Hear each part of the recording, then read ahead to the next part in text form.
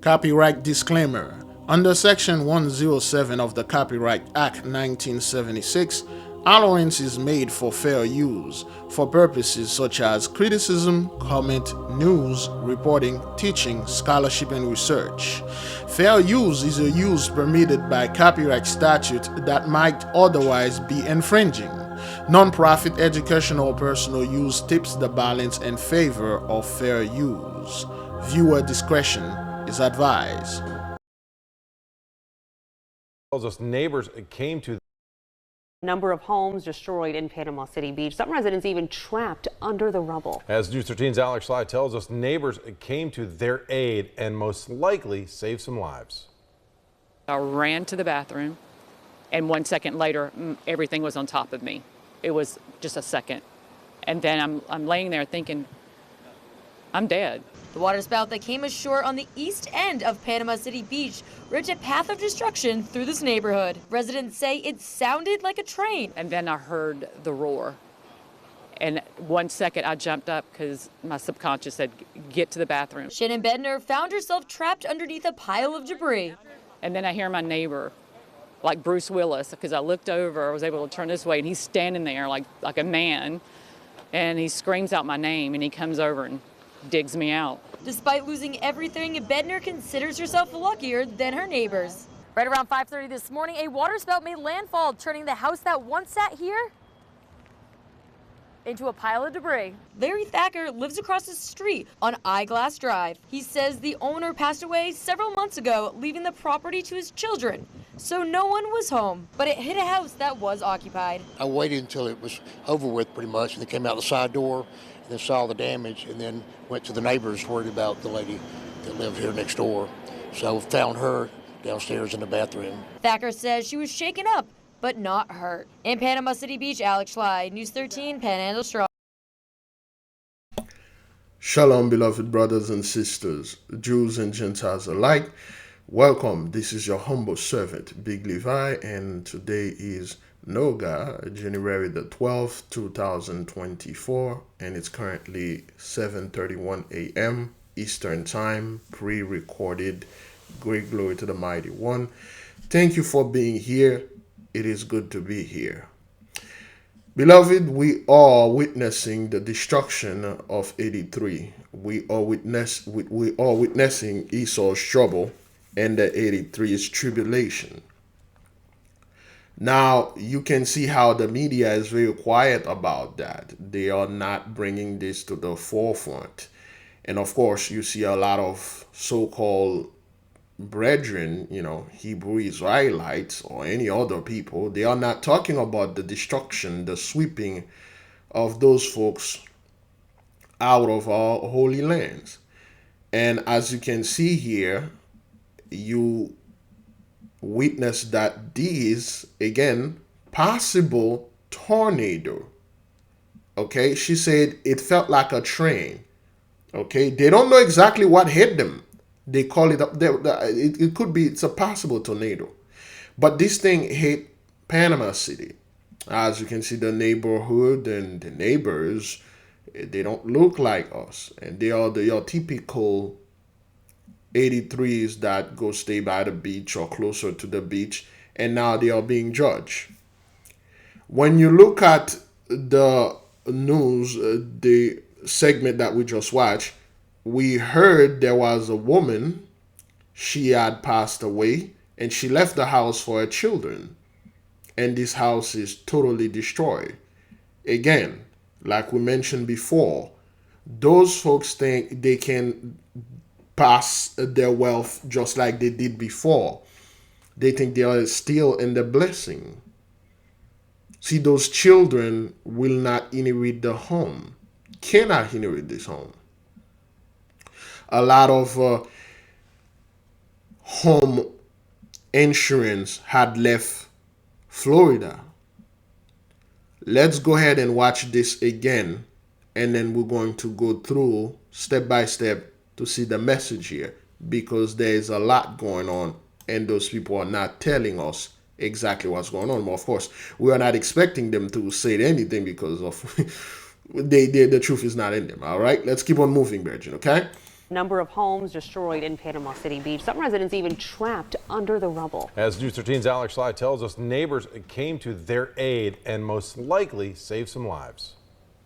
I ran to the bathroom, and 1 second later, everything was on top of me. Okay, so now again, she was in panic. Okay, she ran to the bathroom, and then next thing she know, everything just fell on her. Now it's just look at the neighborhood. Okay, this is, I believe, a Porsche, or in German or Dutch, Deutsche or Porsche.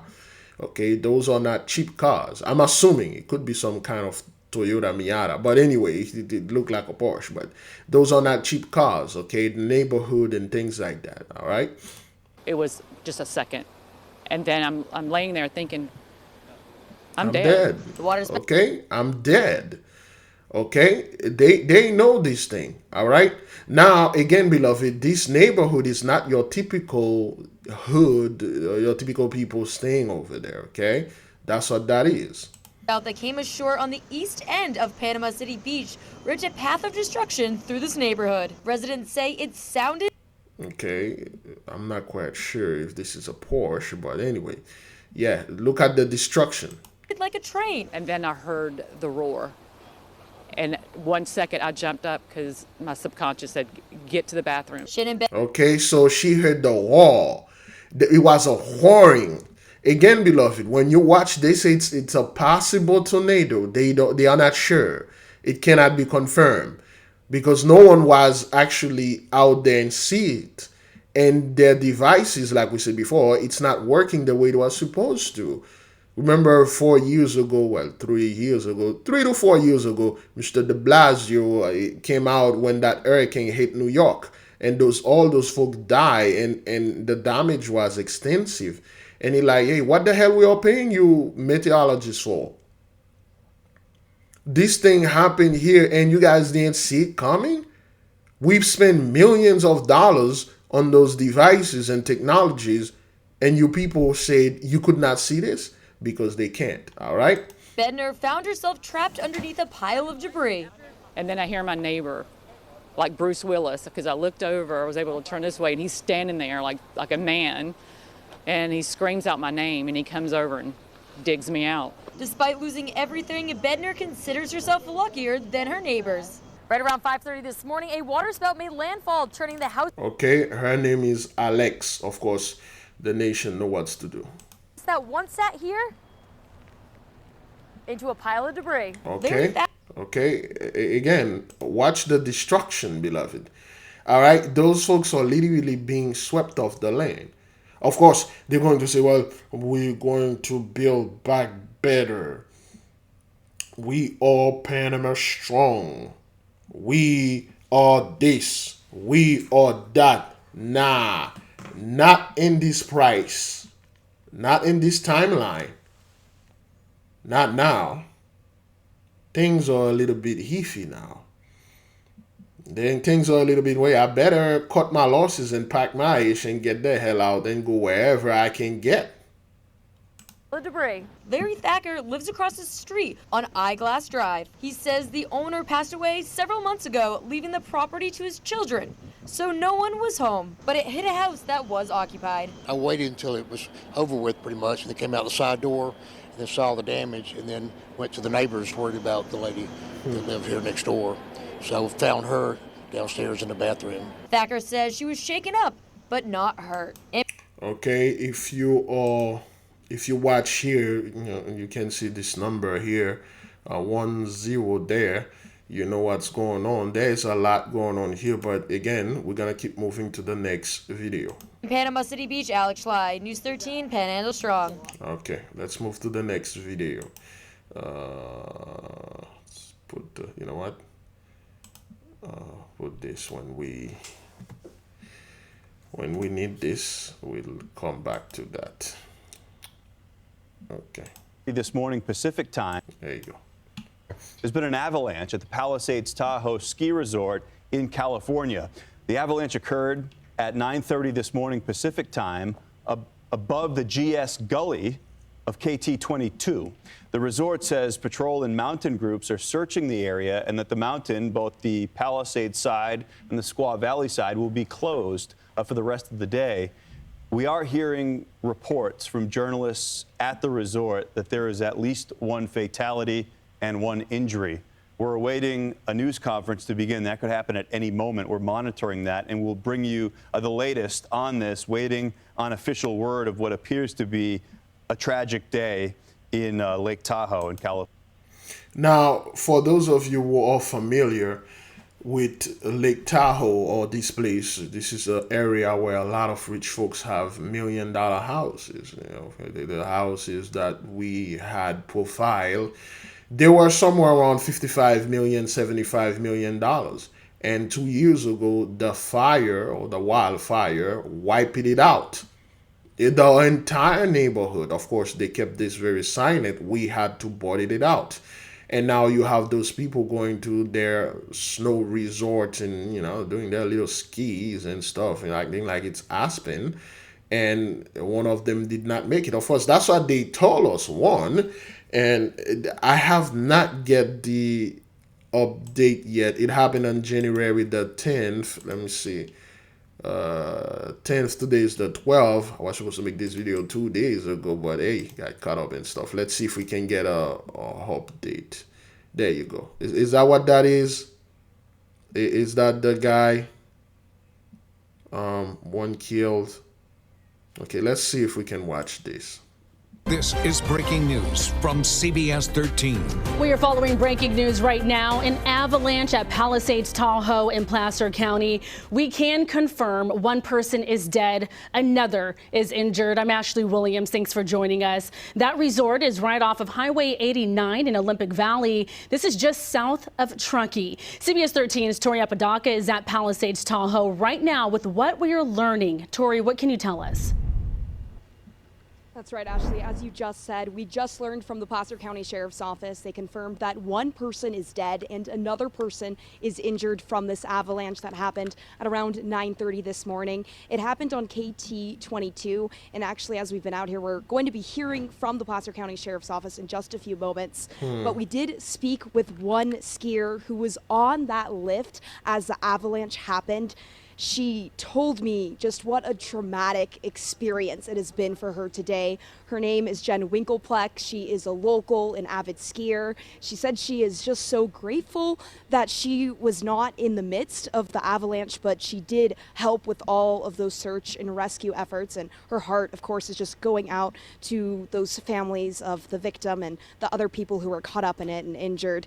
She did say that the bus that she had been waiting for was 5 minutes late, and if it hadn't have been 5 minutes late, she would have already been on that mountain skiing down it. Go ahead and take a listen to some of the stuff she had to tell me. I'm sorry, I'm crying a little because it was freaking freaky. But yeah, so got here early.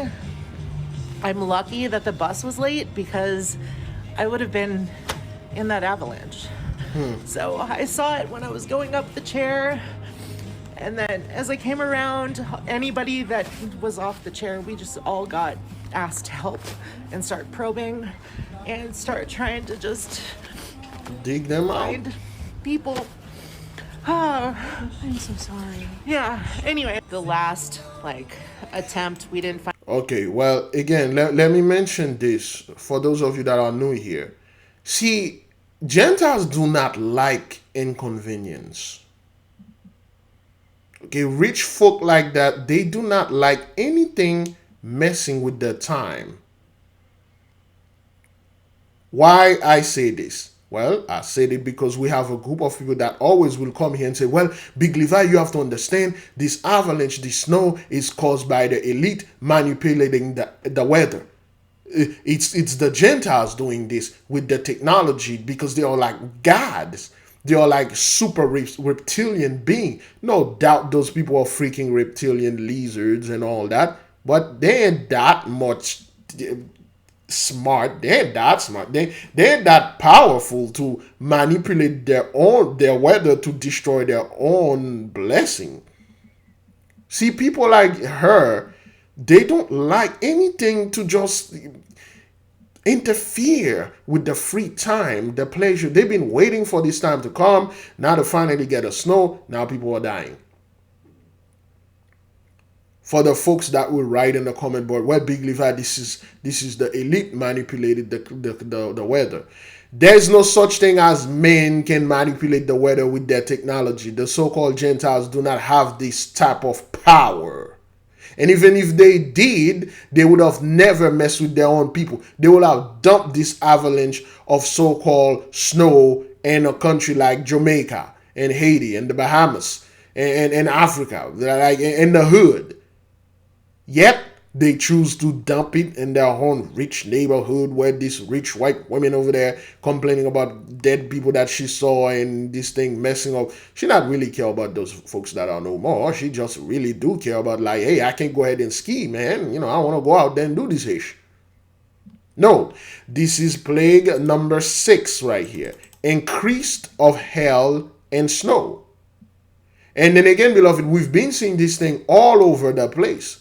We've been reported it, then again, because other people don't want to say anything. They don't want to do anything. They just dismiss it as being conspiracy theories, or the Gentiles are doing this, or the elite. Well, Mark Zuckerberg, he's controlling the weather with his cell phone and things like that. No, sir. The only thing we are surely know that Mark Zuckerberg is doing in his cell phone is to watch cowboy stuff. That's what that fellow is doing right now. That has nothing to do with elite going over there and controlling anything. Those people can't control the weather. They can't control the sky. The only thing they can do is spray a little stuff over there, try to hide things. That's all. They can't manipulate no damn weather, just like they can't create people. They can't clone themselves. They can't clone anyone. Cloning is our technology. We can clone. They can't. And cloning doesn't happen in the lab as they are showing to you. Cloning is a process that is somewhat like a birth. Very similar to birth. And the clones are very limited when you make a clone. It's like a helper. In other words, elementaries that you make for a certain time. They do not have this type of technology. You think if the so-called 83 had cloning technology, they would have complaining about the birth falling down. They have complaining about their infertility. You think like if the so-called the elites or the Gentiles had the so-called cloning technology, they would have brought those migrants there to padded their number? No, sir. They would have not. They have none of this nonsense. You think those people, if they had cloning technology, they would have cloned Gucci Mane? Out of all the people they would have cloned, they cloned Gucci Mane? Is that what that is? Is that no? Those people do not have this type of technology. Please stop giving 83 all that credit. They can't go to space. They can't get out of the earth. They can't pass the firmament. They never went to the moon. They went somewhere, but it wasn't the moon. They attempted to go somewhere, but it was not the moon. Elon Musk can't go to Mars. They can't go anywhere. They are trapped here.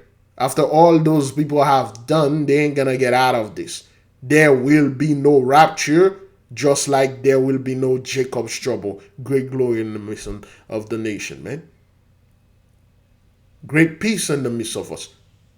This is not Jacob's trouble. All you've been seeing is those people complaining. Of course, you'll see a few kinfolk, catching hell into this age. But hey, in general, this stuff is upon those people. Let's keep on moving. Find anything, and so they finally released us, and then they just fed us, and I'm just waiting for my ride to get here. So, but it's been quite a traumatic morning. Do you ski on these slopes often? I do. I'm here all the time. So my phone actually blew up because a lot of people were concerned that I was in that avalanche, which again, like I said, the bus was like 5 minutes late, and 5 minutes earlier, I probably would have been in it. That's the part that's freaking me out. Okay, so this part really scared her. Like, hey, I could have died there. Remember, beloved, those folks, they had never experienced things like that before. Anytime they see death, it is always one of our people in the news, crying, being so emotional because of the slavery PTSD and all this nonsense. And it is their time now. They are not used to this behavior. They are not used to this quote unquote vibration. They are not used to this situation. So it's very traumatized for them. And it's going to get a hell of a lot more because, hey, X marked the spot. Hey, something else. Let's keep on moving. As time passes, we're learning more about the extent of the devastation caused by the earthquake.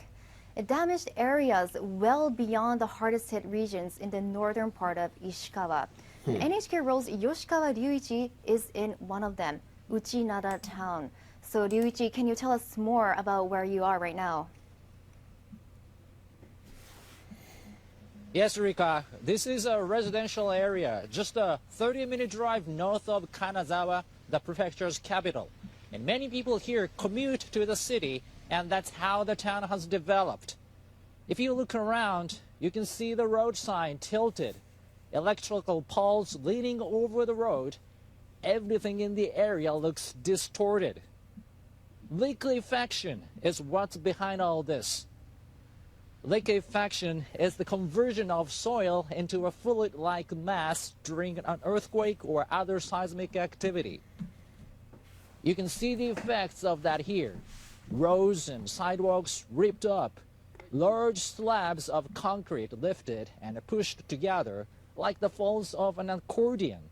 Entire homes shifted.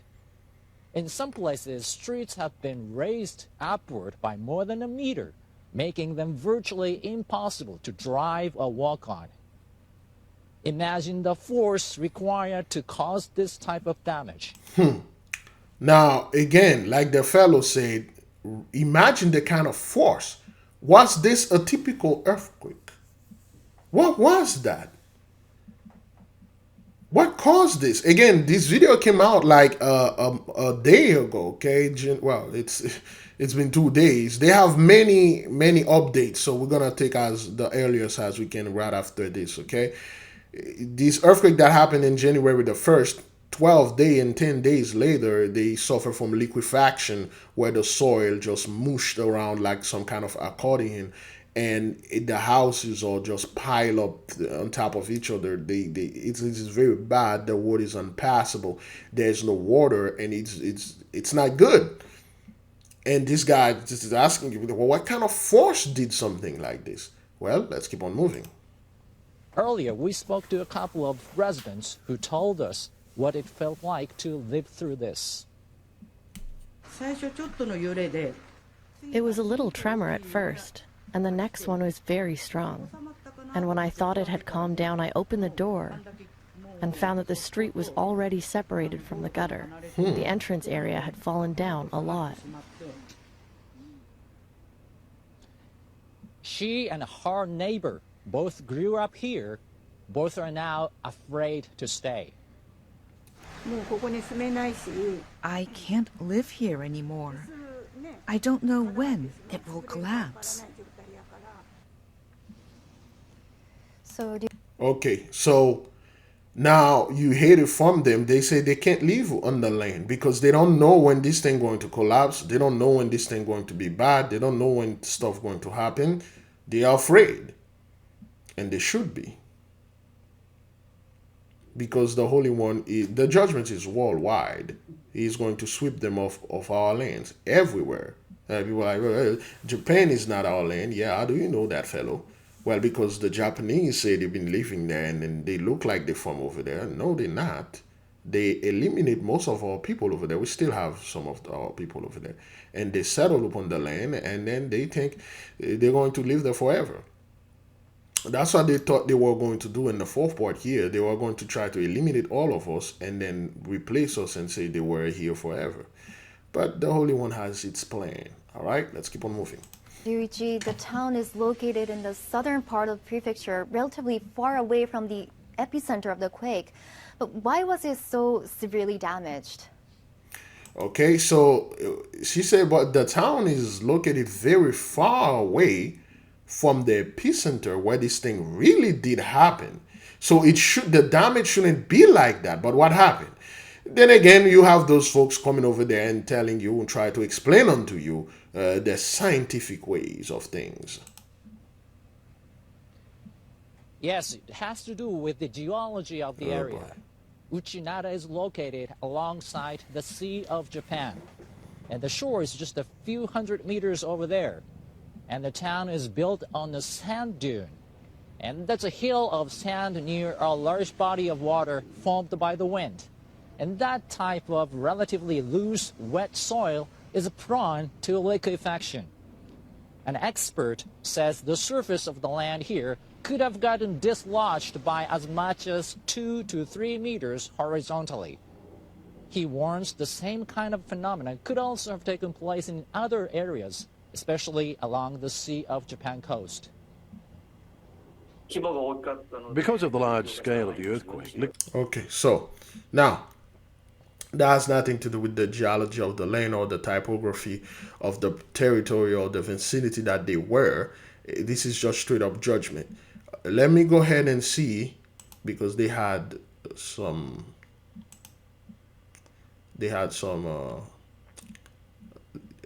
updates, but nonetheless, for the folks that think this was done by the Japanese, the Japanese elite, so they can take over Japan, yeah, whatever. All right, this is number 5 right here, okay? Plague, destruction by earthquake, okay? And number 9 also, number 10, okay? Thunder voices and destroying earthquake. Remember in the first video where the woman says she heard the walls, like a giant noises, and then they say it's a possible tornado, but of course we do know, like, this thing is divine. All right, let's see what we have here concerning the earthquake.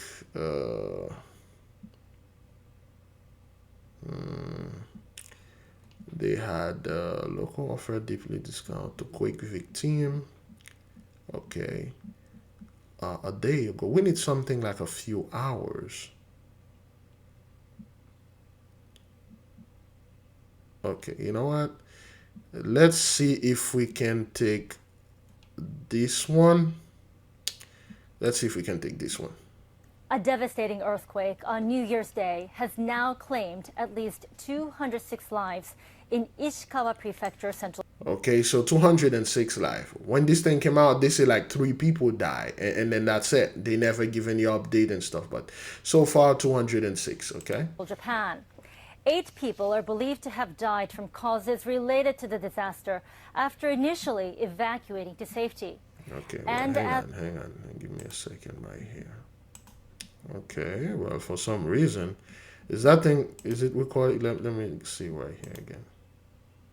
A devastating earthquake on New Year's Day has now claimed at least 206 lives in Ishikawa Prefecture, Central Japan. 8 people are believed to have died from causes related to the disaster after initially evacuating to safety. And as time passes, there are fears more will suffer the same fate.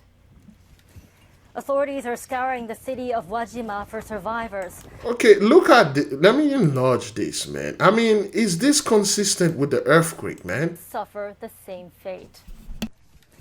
Authorities are scouring the city of Wajima for survivors. The quake sparked a massive fire spanning almost 50,000 square meters. The blaze destroyed more than 200 buildings.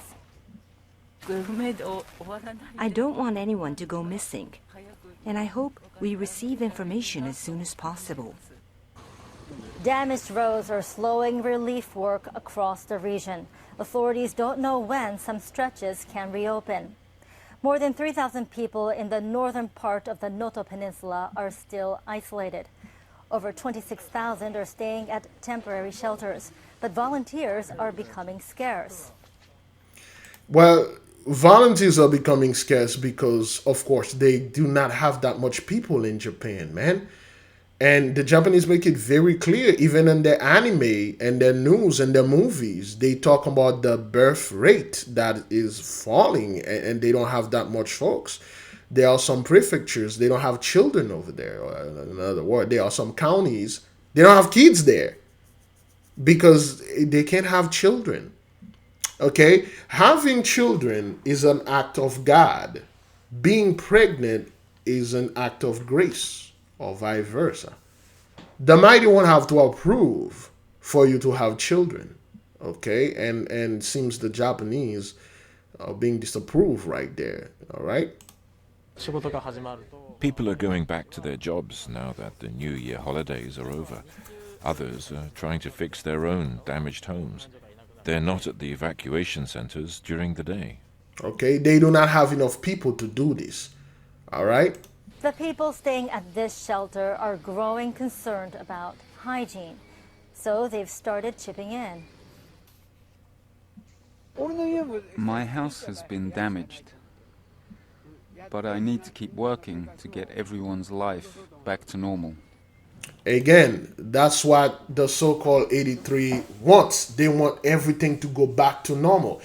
We were in the same situation that they are now when those people came upon our land, and we were trying to do everything in our power for things to go back to normal, because we thought they were going to leave. We thought they were going to stay temporarily as a guest, and then after that say, hey, let me go, let's go back to our own land.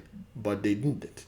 Okay, they did not. All right, beloved, time for a little of our talk. We're already 30 minutes into this thing. We gotta tell the people why is those things happening. But first, we have to thank all our beloved brothers and sisters that are a member through our Patreon, and we ask if you are interested and you can come and sign up to our Patreon. We have the Neophyte, we have the Student Gravis, and Entra Templum. You can go ahead and sign in. We are here to study esoteric book, occult book, hidden books. That's all that means. We are here to studying information that are not too available to us and to the public. We are currently right now studying black labor, white wealth, in other words, Jacob's trouble, what we had went through to Jacob's trouble. Last night, we had studied why blacks cannot emulate ethnic immigrants. Okay? We have a global ranking of oppression based on skin color. Why Indians were not enslaved. Certain key Indians, of course. The religious crusades for black enslavement, part 2. We have beautiful photos, a depiction of Sarai, Abraham's wife.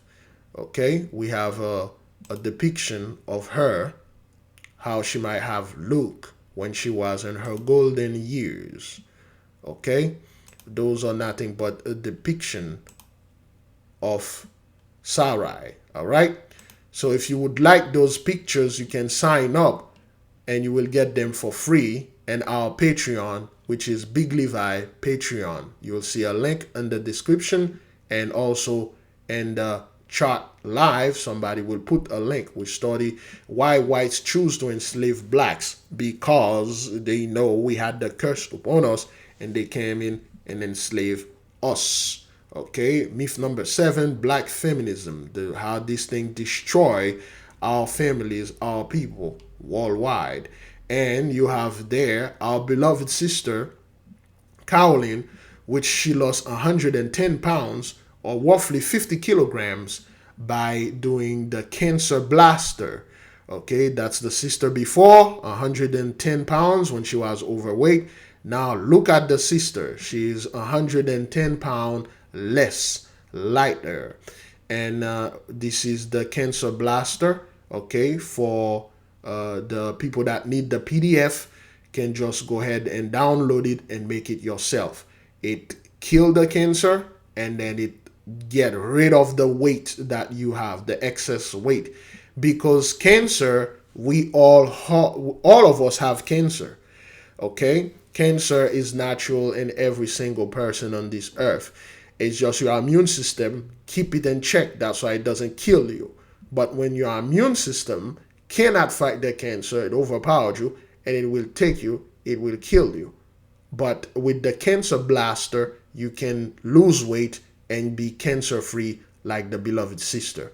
Thank you for watching. Now Why this thing is happening? Well, it's happening because of Genesis 15 verse 13.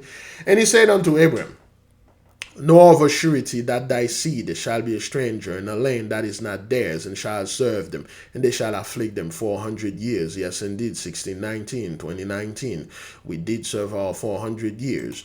Right after 2019, beloved, 2020 hit, the entire world changed. Okay, and 2024, as we begin the Gentiles' new year, it did not begin too well. As you can see, things are not changing for the best. They are changing, but it is for the worse. Genesis 15, verse 14. And also that nation whom they shall serve will I judge.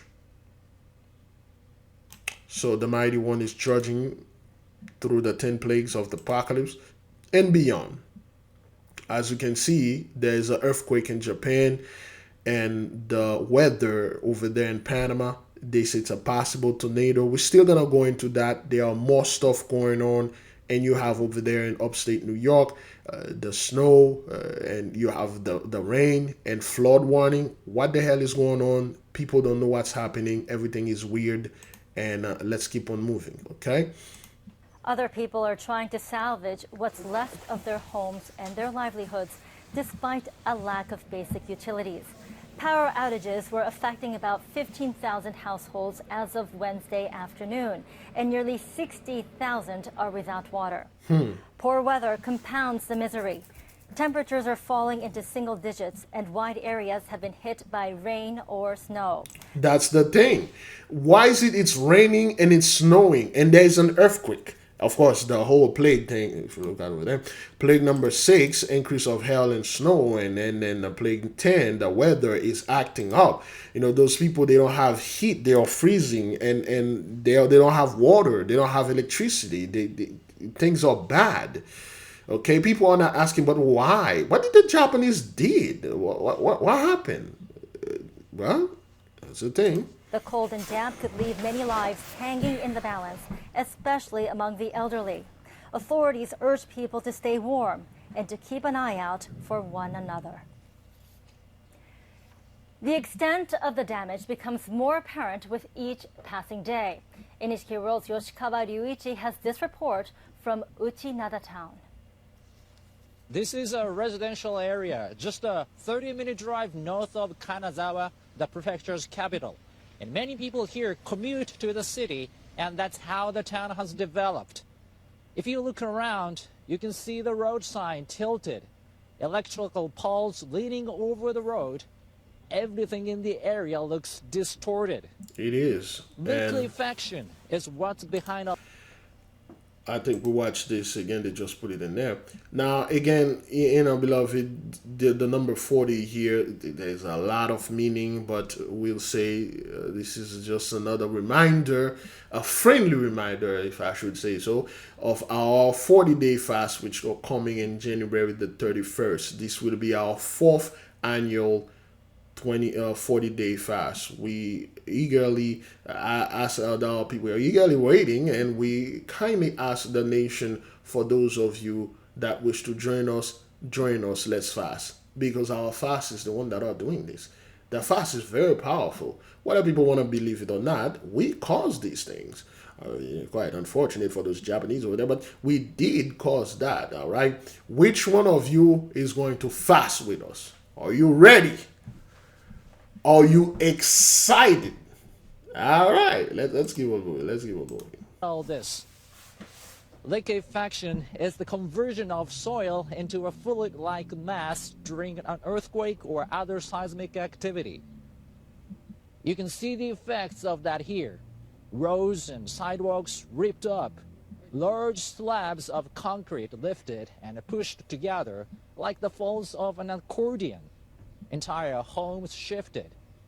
In some places, streets have been raised upward by more than a meter, making.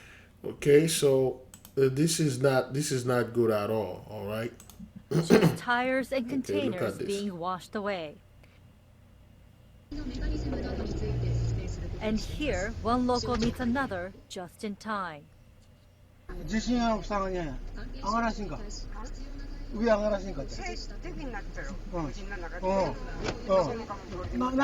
Okay, again, look at who they found over there. Look at this little lady. Okay, this guy. Let's listen to them. But we've yet to grasp the full extent of the damage. They have not. It's been 10 days, 12 days so far. They have not grasped the full extent of this thing. That's how massive that thing was. But let's keep on moving. The quake triggered tsunami across the Japan Sea coast, and some locals captured the waves with their drive recorders. This footage from a parked car in Noto town shows tires and containers being washed away. And here, okay, this is an elderly woman right there. Okay, what do you want her to do? She's like in her 90s. And that's most of the people in Japan. They are very old, and there's nothing else they can do in a situation like this. Local meets another just in time. Let's go to higher ground.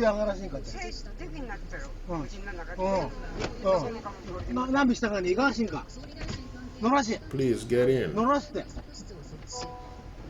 The area is eerily quiet. Where did everyone go? To higher ground. He starts his car, and the water comes rushing in. You see this? You see what happened here? You see what happened? Okay? You see what happened? The way this elderly women. Okay, let's put it right there. Okay, this is the water coming. Okay, this elderly woman right there. How she would have outrun this surge of tsunami? It would have, well, I don't know. It would have done something to her. I don't want to say it would have, she will be no more, but a water like that, the guy came in just in time to show you this thing is serious, man. This is not just thing those people are doing they try to fool the masses. Well, big divide, Japan is doing this. The elite over there is doing this to Japan so they can bring Jacob's trouble. Yeah, well, because the population of Japan is 99.99% Israelites. Okay, they are bringing the so-called Jacob's trouble to them. Like we already told you, those people have done Jacob's trouble. All that time we've been suffering, we've been in Jacob's trouble. They've done the Inquisition over there in Japan. They've done the Inquisition all over in the first part, Europe, second part, whether they want to call it Africa or Asia, and the third part, and then they done it in the fourth part. Here, those people have done. We went to all of that. Okay, watch this. Okay, this elderly woman. All right. Meets another just in time. Let's go to higher ground. So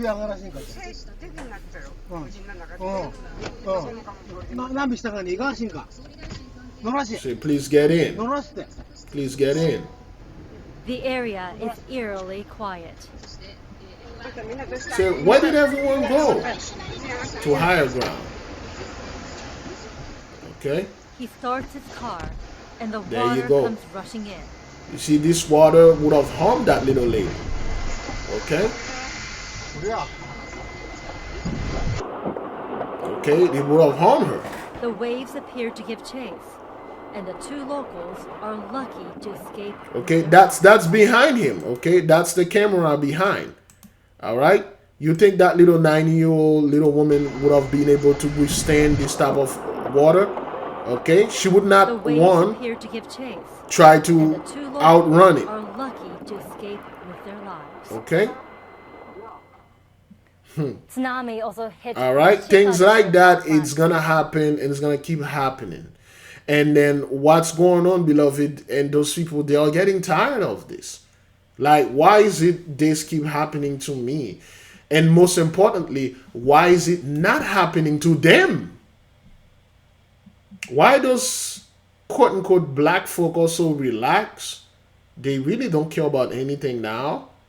They just studying and gather together and stuff, and nothing is happening to them. But me, I went to church. I pay my dues to get some of that tithe to the master, and then things are happening to me. But why? Well, because you folks are under judgment. Because we are awakened. Because our vibration is raised into the highest frequency, and that's why those things are happening. And let's keep on moving. How long we are into this? Oh, good grief! All right, Officials say some waves reached as high as 3 meters. Hokuriku electric power. Well, as high as 3 meters. How high is 3 meters? Because over here, we know things as feet. How much is 3 meters in feet? 3 meters is 118.11 inches. Okay, well, 3 meters in feet. 3 meters is equivalent to 9 feet 10.11 inches. Okay, 9 feet tall. So that's like, if Shaquille O'Neal was there, this thing would have, passed right upon it. 9 feet is very high. It's like the same as a basketball.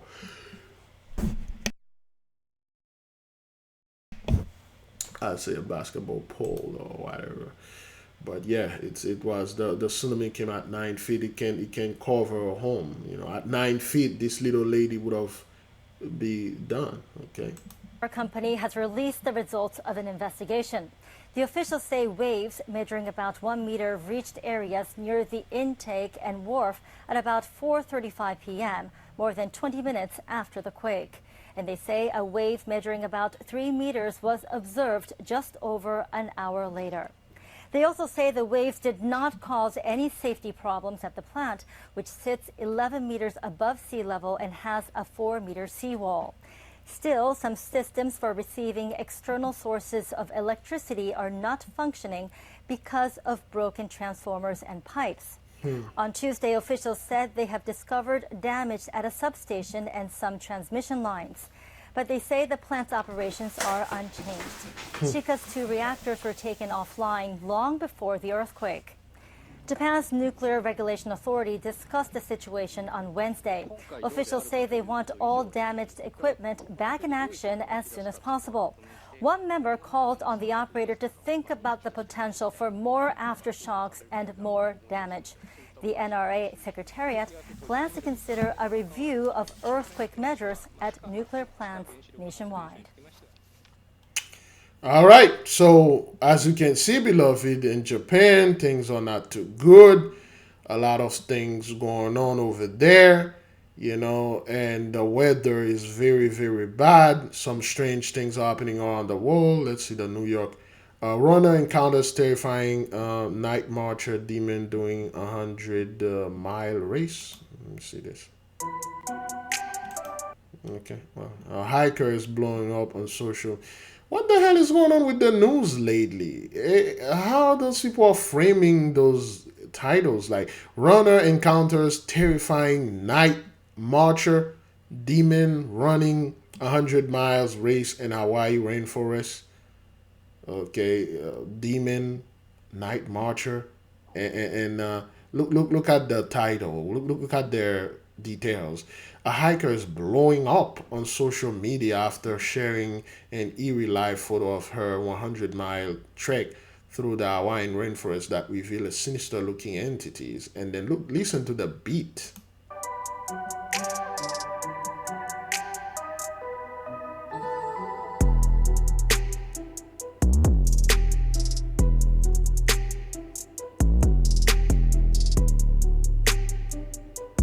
Okay, as you can see, there's this creature that appear.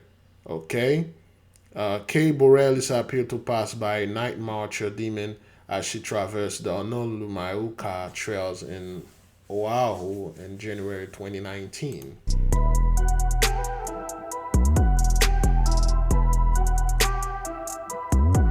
According to legend, ghosts of Hawaiian warriors called night marchers roam the island and bring horrible death to anyone unlucky enough to cross their path.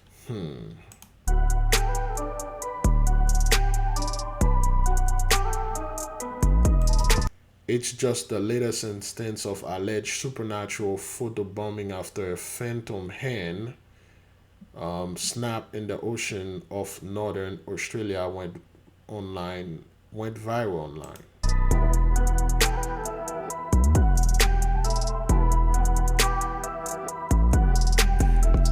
The ghost grabber appeared to be reaching through the water as if he's trying to grab a swimmer's leg.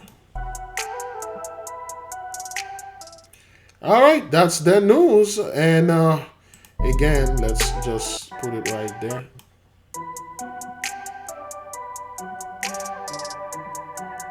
Let's enlarge this.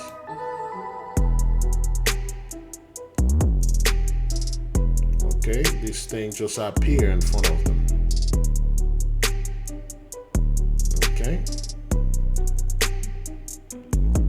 Well, this is not what it is. They put this thing over there, try to they made that one, but whatever that was is a high technology. Those things are in the forest guarding secret places for our people. And they are here protecting our holy land, and then they are all over. Okay, I just wanted to bring that. But hey, what's going on with the news lately? New York Post, who's making that news over there? But anyway, let's keep on moving. That's the video of the house over there in Panama. Okay, again, shocking video taken in Panama City, Florida, shows effects of possible tornado. They're not sure. They don't know what hit them. Yeah. Look at that. Look at that.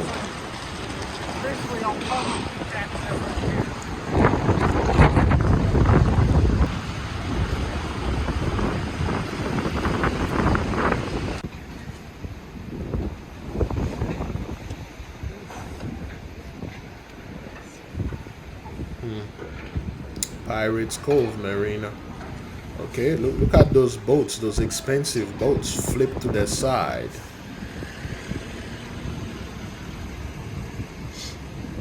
Can you put those houses first? Sorry. They're on the right. Okay, look at this, man. Look at that. Wow.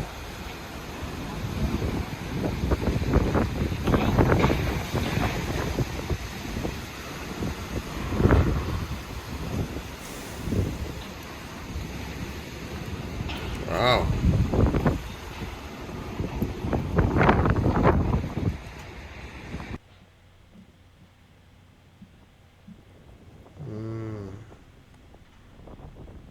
Had this.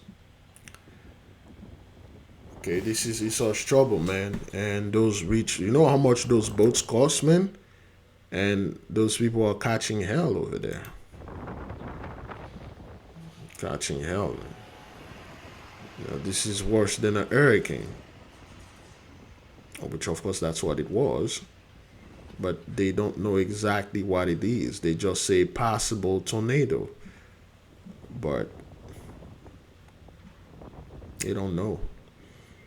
And those boats are destroyed, man. You know, they cost hundreds of dollars, hundreds of thousands of dollars, some of them millions. You know.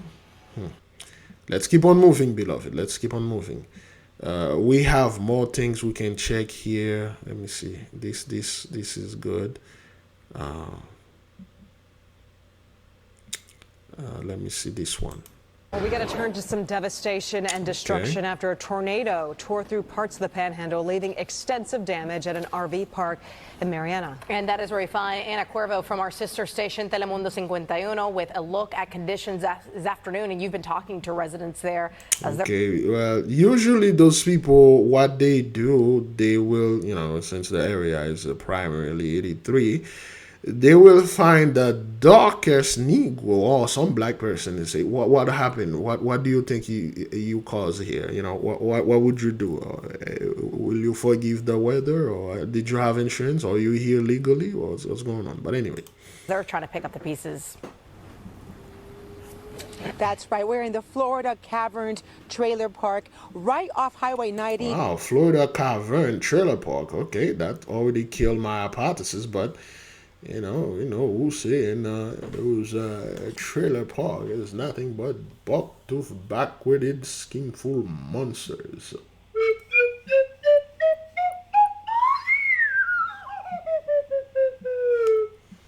But I could be wrong. I haven't watched the the clip yet, but let's see what's going on here. In Mariana, in Florida's Panhandle, and despite destruction like this, today there is a deep sense of gratitude. Wait, what is here. that saying? Aligo boss? Isn't aligo mean up? Is that what that is? Aligo. What does aligo mean? What does aligo mean?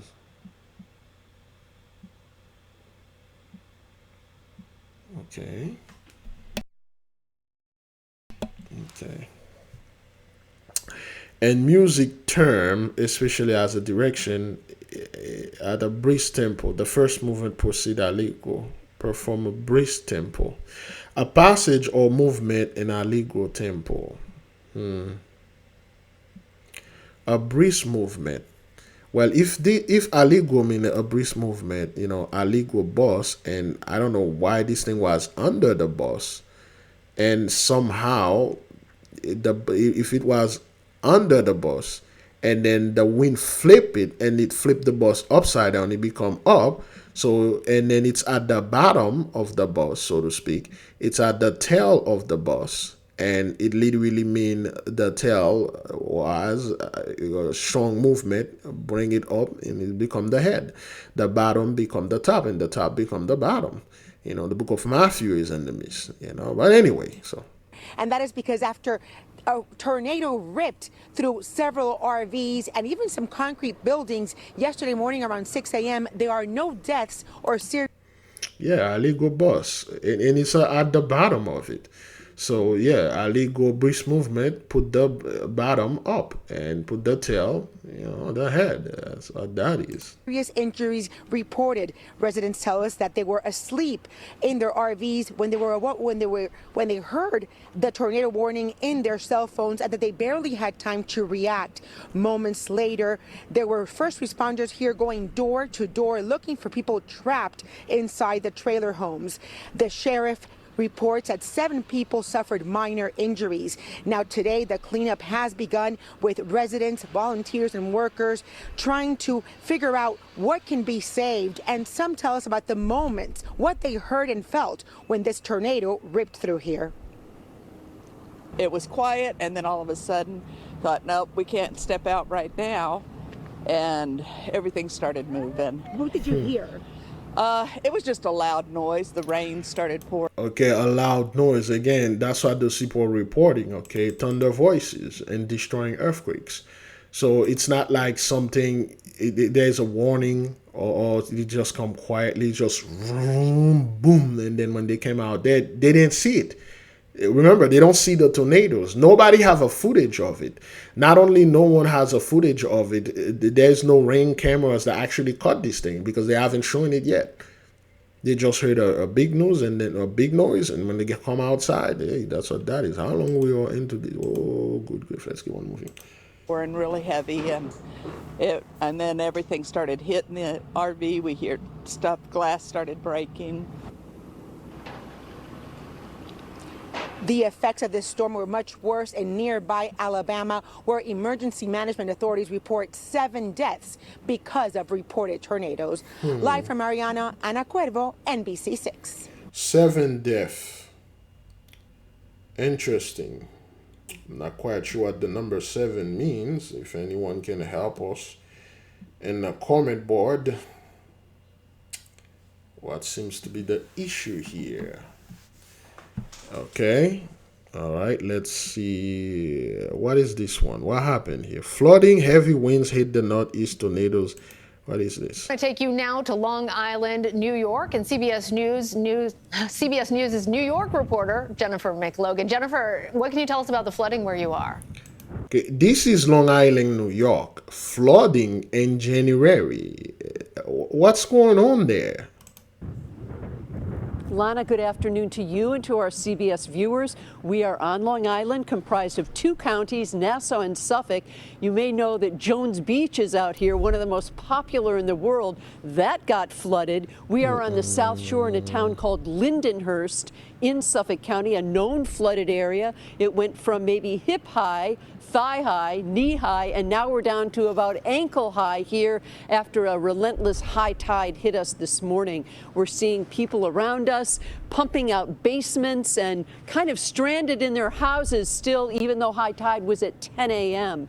Earlier today, we were in Freeport, that's in Nassau County. There's a huge business shop there called the Nautical Mile, and it was under many feet of water. People did not expect this just from the 2 to 4 inches of rain that we got. Exactly. 2 to 4 inches. They weren't expecting this thing. Then again, just like Gentiles 83, they are not expecting destruction. Some of them. But most of them are. Some of them are not expecting this thing. But it will caught them by surprise. See, anything, any little thing that happened to be minor, but the effect is so major. Okay? So that's what happened over there. We're going to take another minute, then we're going to go ahead and go to the next video. Really made a harrowing mess for a lot of people. In both counties today, about 4,000 families are still without power. We got a whole lot of relentless gusting winds overnight. Glad to see those waters starting to recede, especially as more rain is predicted. Jennifer McLogan, thank you. Thank you, Lana. All right, so, and this is the damage of the building over there in Florida. Out power for tens of thousands in the state. The National Weather Service is inspecting for tornado damage in other parts of the South, where the storms killed at least 4 people. Okay, CBS some News say 7, some say 4. We don't know. Let's keep on moving. Aaron Mesmer, he joins us live right now in Gulfport, Florida. Aaron, walk us through how conditions are looking right now. Well, Lexi, right now, things have calmed down quite a bit. But if you came out here, about an hour and a half ago, I've covered a lot of hurricanes, a lot of tropical storms and major storms down here over the years. And it felt like what it normally feels like leading up to a hurricane or a tropical storm. If you look out behind me, that... Because it was a hurricane. Because that's what it was. Just because there ain't no rain and they didn't announce it in the quote-unquote news or the internet or all over the world, these things, they just hate you, and well, it's not a hurricane because we didn't say it. So no, that's exactly what it is. Remember, they said possible. Again, read the title. Severe weather, Florida under state of emergency amid storm tornado threats. So they really don't know exactly what's going on. It's like the amid storm. Is that what that is? What does the word amid means? What does the word amid means? Okay. The word amid means in or into the middle or surrounding by or among. So, a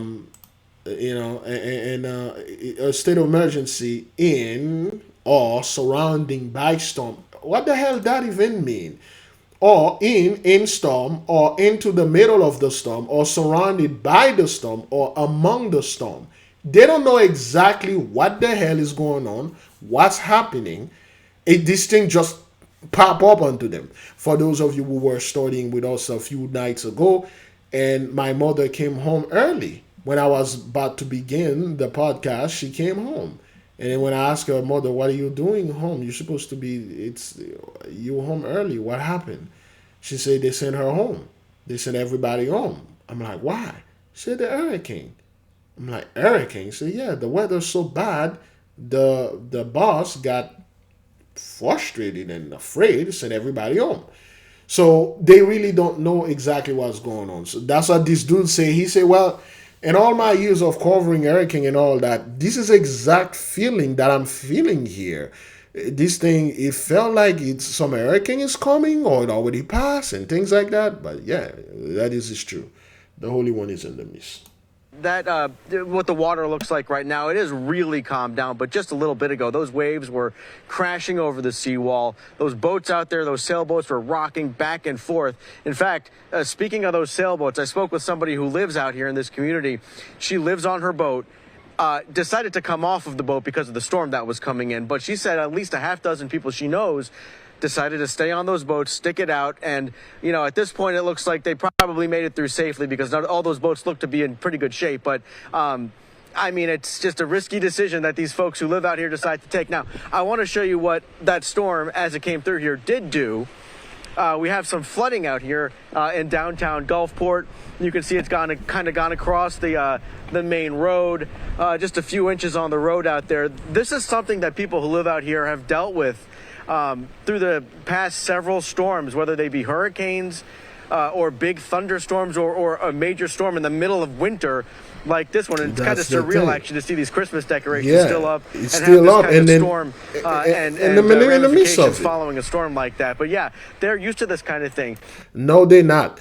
See, and with the Christmas stuff still up, and then you got this thing going on, and like we said before, those 83s, they don't like inconvenience. They don't like inconveniency. Things like that happen, it's really bothering them. And this thing keep happening. It is just nonstop. Okay, let's keep on moving, beloved. Oh, again, how long we are into this? Are we in an hour in this? All right, well, let's go to a little one of our commercial again. Again, beloved, if you wish to join our Patreon, you can go to patreon.com/BigLevi Patreon, or you can search Big Levi, or you can click on the link in the description, or you can watch the chart and somebody will put a link over there. This is our beloved sister Caroline. Okay, she used the cancer blaster and she lost 110 pounds. It's the cancer blaster is a remedy that was given unto us, a magical remedy. Okay, we need to warn the Christian that we get this thing, and then they will think like when they get a result, they will give glory to white Jesus. But no, this is a magical thing. What you see the sister doing right there, it's magic. She manipulated the energy in her body and changed her shape. She's shifting from this side to that side with the magical remedy called the cancer blaster. Here's the link. Well, here's the PDF. You can make it yourself. Okay, it's composed of certain secret ingredient that we had. You can make it yourself. If you have any question, please email us. And you can go study the Black Laborers' White Wealth with us. Those are the myth number 7. Dr. Claude Anderson had given unto us black ethnicity. Okay, equal opportunity for all, which is a myth. If you are a member of the Intra Templum, you will get the Word of Power for January. Okay, you can download all our beautiful pictures, beloved sister Kayla and anointed artist or Mady. Okay, you can watch this and download all those beautiful pictures for free. You can download our holy agenda for 2024. A lot of our brethren and sisters already download the PDF and they know what to do in 2024 in Unison. You can get those beautiful pictures. All you need to go, for instance, those are the metal angels, the depiction of our angelic being, our people in other planets rulings with exoskeleton body, with exoskeleton armors upon their bodies. Okay, all right, so you see our people in their glorious forms. You can download those quote-unquote images and use them as you wish. Okay, those, if you become a member or Intra Templum or a Gravis student and neophyte, you can get them for free if you wish to. All right, you can get more of the beautiful pictures here. Okay, our men are dressing really well. Our men being serious about their powers. Black Labor, White Wealth, aka Jacob's Trouble, Power, and Black Progress. How did we get into these things? You need to study with us. We had much more books we're going to study. Please join unto us so we can study together. Join as a paid member. If you join as a free member, you pretty much gonna get nothing except for general PDF, general stuff. Okay, join as a paid member if you can. All right, let's keep on moving to the next video. 9 men are facing charges this afternoon after police say they dug a secret tunnel into the sanctuary of the Chabad Lubavitch headquarters in Brooklyn. The men described by police as extremist students are accused of digging the tunnel so that they would be able to have access to the sanctuary after hours. And when a cement truck was brought... What a bunch of bull. What a bunch of bull. You got a bunch of extremist students build a tunnel in a school, in the synagogue, so they can have access to it 24 hours. Get out of here. Get out of here. Get out of here, man. We all know what you guys were doing with those babies and children inside of those tunnels. Get out of here. Brought in to fill that tunnel. The men stood in the tunnel, refusing to leave. Eyewitness News reporter Anthony Carlo is live in Crown Heights, Brooklyn, with the very latest on this story. Anthony. Dave, Lauren, we're learning new this afternoon that 5 of those 9 young men will be arraigned in court tonight, while the other... Okay, again, beloved, 9 out of them, you know what to do. You know what that means. So, 250, okay, 2 plus 5, you know what that is. B43, you know what that is. Pump money. Something is coming. All right, let's keep on moving. Other 4 were issued desk appearance tickets, released, and expected back in court at a later date. Right now, the city's Department of Buildings investigators are inside this synagogue trying to determine whether it's safe for congregants to re-enter. I think all who've seen the video can agree it is both chaotic and bizarre. Police arresting 9 young men inside the synagogue between the ages of 19 and 21. The group charged with criminal mischief and reckless endangerment. Police say they were found inside a tunnel that was dug leading to Chabad Lubavitch World Headquarters on Eastern Parkway. Synagogue leaders described the group as extremist students seeking unauthorized access to the building by breaking walls. The tunnel had previously been discovered when a cement truck was brought in yesterday to repair the walls. Police say the group of young men stood in the tunnel and refused to leave. A spokesperson for Chabad Lubavitch headquarters says in part the community is pained by the vandalism of a group of young agitators who damaged the synagogue below Chabad headquarters at 770 Eastern Parkway Monday night. These odious actions will be investigated and the sanctity of the synagogue will be restored. We spoke with some congregants who prayed outside this morning since the synagogue was closed, pending an evaluation by the building. Of course, they gotta put the image of a black woman here, make sure like, hey, black people are doing this. Pending an okay, she has nothing to do with this. She was just at work doing her stuff. They put her in security, that's all. Evaluation by the buildings department to determine structural stability. It's very tragic, obviously. It bothers everyone, this whole community. There's not a single person that doesn't bother him right now that it's closed. Yeah, you guys got find out. You guys got find out. And guess what, beloved? There were no investigation. The hole was filled up right away. There were no investigation. Nobody came in and said, well, we need to investigate why those students build. Oh, well, the so-called student building a hole so they can come over there and study 24 hours. They're extremists. What? They say they were young men between 19 and 21. No, man, that's not what that is, man. You guys, man, you people are terrible liars, man. Yeah. Unfortunately, there was a few people. I was there at the time. It was less than a handful of people that broke the wall. Unfortunately, they had to cause this disturbing thing that happened. And again, we watched members of the congregation out here in the cold this morning saying their prayers outside of the synagogue with police officers posted outside preventing anybody from going in. That's not a synagogue, man. You guys don't go over there to pray. You can't pray home and do anything home, man. You guys go over there to do stuff to certain things, certain little ones you guys have in there and do things. That's what you people do. We understand right now there is some kind of discrepancy over who has control of the synagogue. Owners, officials rather, of the synagogue say they have been litigating this matter in the New York State court system, trying to gain proper control of the premises, but it is a case that has been lagging on for years. A bunch of students build a tunnel so they can study, 24/7. Yet there are stained mattress and children, high chair and baby stuff over there. But those guys are between 19 and 21. What were they doing with babies? Are they babies in there? What were they doing to those toddlers? Get out of here, man. Just keep on moving. ABC 30 Action News live at 11 starts now. 3 arrests tonight in connection to 4 deaths in a quiet Reedley neighborhood.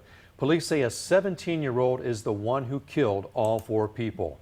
The teen is the son of 34-year-old Bryn Curtis, who was also taken into custody alongside her boyfriend, 21-year-old Rafael Gonzalez. Okay, the dude name is Rafael. Of course, we all know what's going on here. On charges of accessory after the fact. The first 3 bodies were found at a home on Church Avenue in Reedley on Saturday. The 4th victim was discovered this morning at the house next door. Action News anchor Nick Garcia has been covering the story since it broke on Saturday. He joins us now live from Reedley with a stunning update. Nick? Well, Margot Warren, this investigation has grown significantly since those first victims were discovered on Saturday. It's now crossed city lines.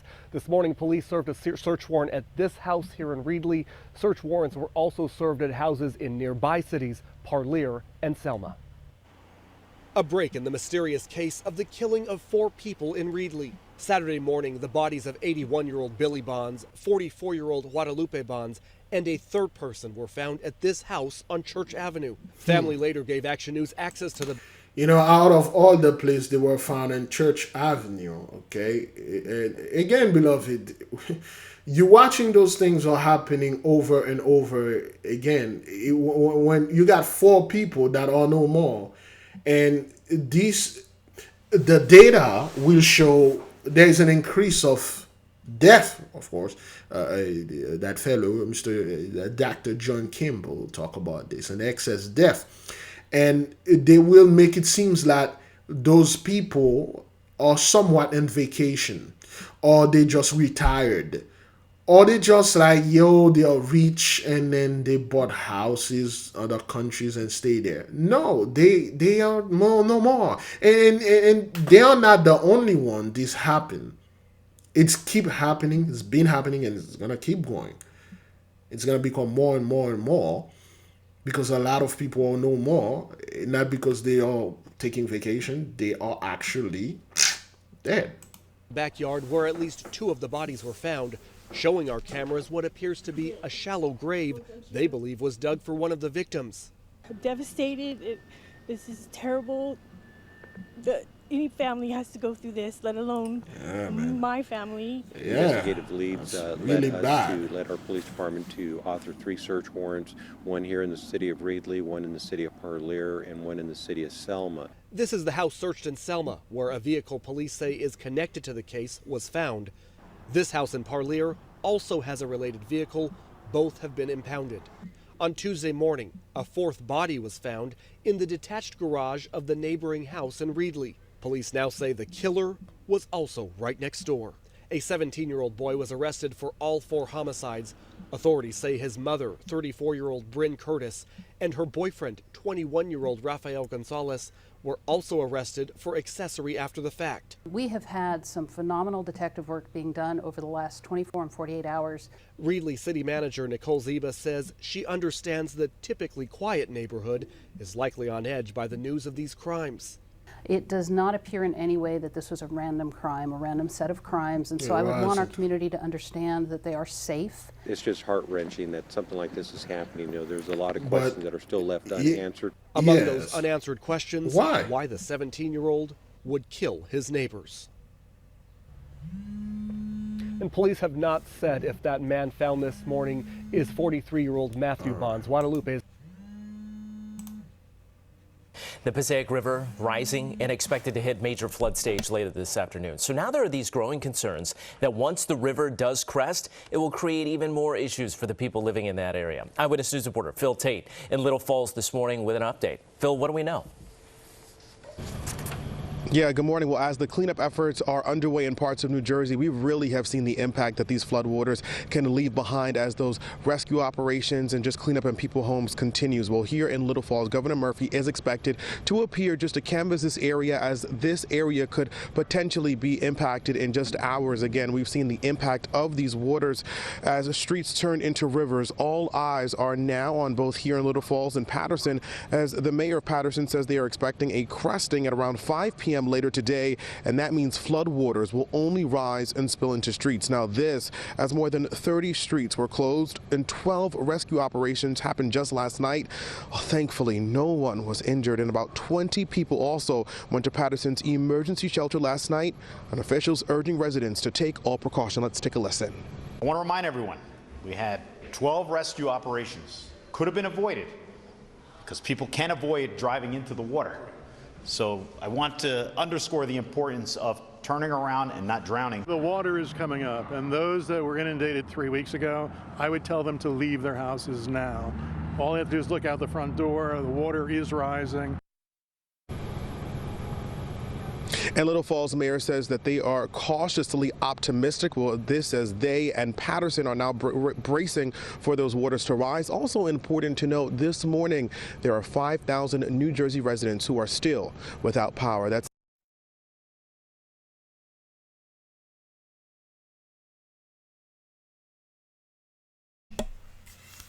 well, a lot of things going on. Let's keep on moving to the next video. I think we did this one. We did that one. Let's keep on moving. Tracking crime, Metro Police need your help tonight to find a murderer. On Monday, a long-haul truck driver was found shot to death inside his truck in East Nashville. Andy Cordan has been looking into this story. He joined us now in studio with what we know. Andy? Yeah, guys, I called the driver's trucking company today, and the woman who answered the phone, she was very emotional. She told me they didn't just lose an employee Monday, they lost a member of their family. There's still crime tape on Lucas Lane, where police say 37-year-old David White is found shot to death in his truck. According to investigators, the North Carolina man is last seen inside the travel center, buying food around 7:20 Sunday night. When the long-haul trucker does not check in, White's company asks truck stop employees to check on their driver. That's when they make the gruesome discovery. Very heartbreaking. Though truckers at the lot did not know David White. Out to his family, my condolences. When told one of their brothers had been shot and killed here, the men we speak to feel the pain. They could be dangerous anywhere. You don't really know. My heart sank, and just thoughts and prayers go to the driver's family. What kind of community do you have, a fellowship of sorts? I mean, we all try to make sure we taking care of each other on the road and stuff like that. We try to stick together and look out for one another, and yeah, it's sad to hear one of our brothers is fallen. Can it be a dangerous place? I mean, well, we drive everywhere, so you don't really know anybody or anywhere you go, so just be safe out here. A lot of crazy people, crazy things going on. When you see that truck now, you know the company. What's going to go through your mind and heart? Did they find out who did that to him? Now, what clues the cops have is not exactly clear, but I can tell you there is a $5,000 reward for information about the murder. Let's send it back to you guys. Thank you, Andy. If you have anything to share with police, that Crime Stoppers number is 615-745. As a truck driver, well, former truck driver myself, it's a very dangerous job. It's a very dangerous job. And, you know, the road is dangerous and the weather is dangerous. The people that you're dealing with are dangerous. And when you park in those parking lot, rule number one, you never let anybody inside of your trailer, of course. You will have the lot lizards running around and knocking on your door. You know, this seldomly happen. But again, when you're a truck driver, whether you're a man or a woman, it's a lonely job. You over the road and, you know, there's nobody. If you don't have anyone, there's nobody to talk to. It's a very lonely job. And you have certain needs. You have certain needs as a man, as a woman. And sometimes those people knock on your door and they will offer to take care of those needs for you. They are called lot lizards. Okay, let's see if we can get some of them to show the example. Okay, this is just for educational purposes. Okay, all right. Lot lizards. There you go. All right. Now that's a lot lizard interview. Let's see if we can get. There you go. So okay. Okay, this is Arizona. Those are lot lizards. Okay.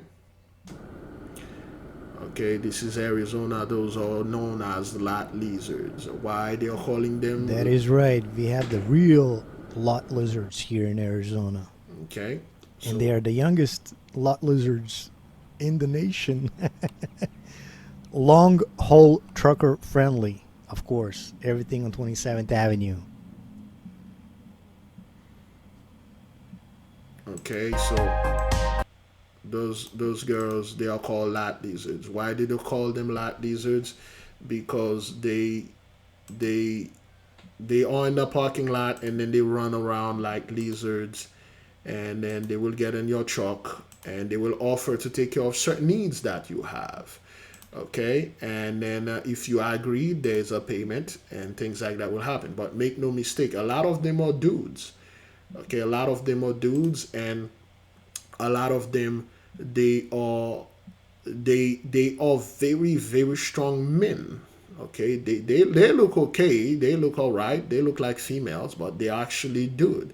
And a hell of a lot of them, they have men staying there watching, and they will go into this truck, and then they will go ahead and say they will see things in there, especially if you have money. They will call their pimp or their friends or whatever. They will come, and if there's a struggle and you may not make it.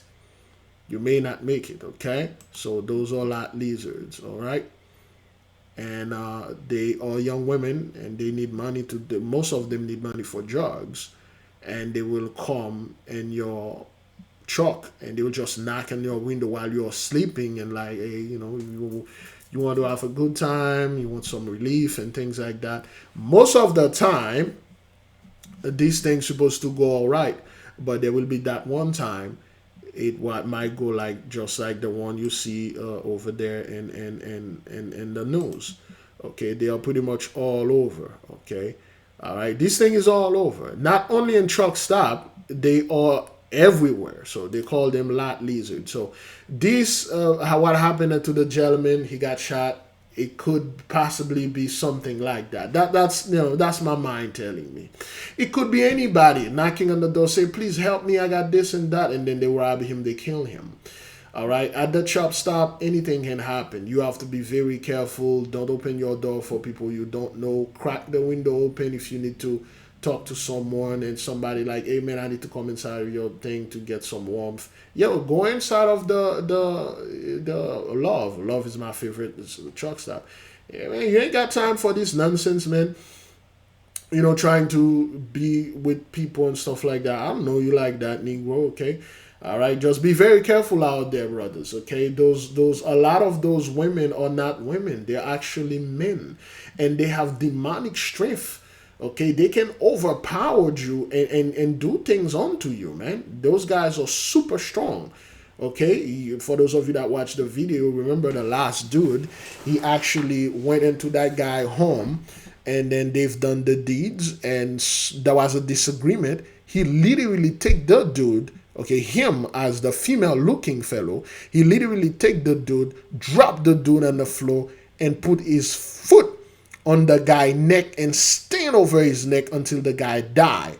It took it took like a monumental amount of strength to do this, man. That's a demonic strength to stand upon somebody's neck, and that person is doing every single thing to remove your foot up on his neck, and you ended up killing this person, man.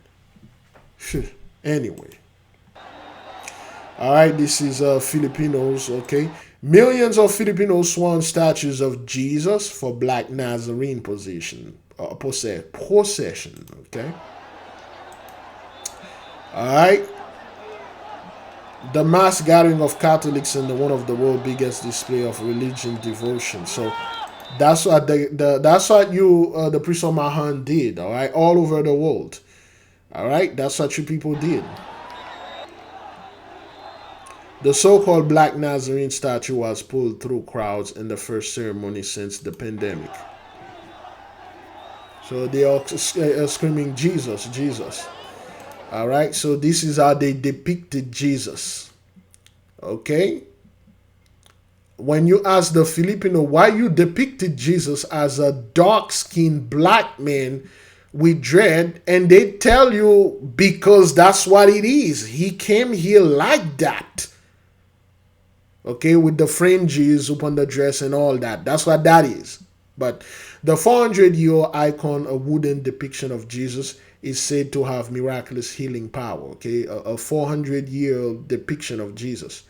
Okay, there you go. That's how they, of course, they try to give him as much of European features as they can, but the brother was not.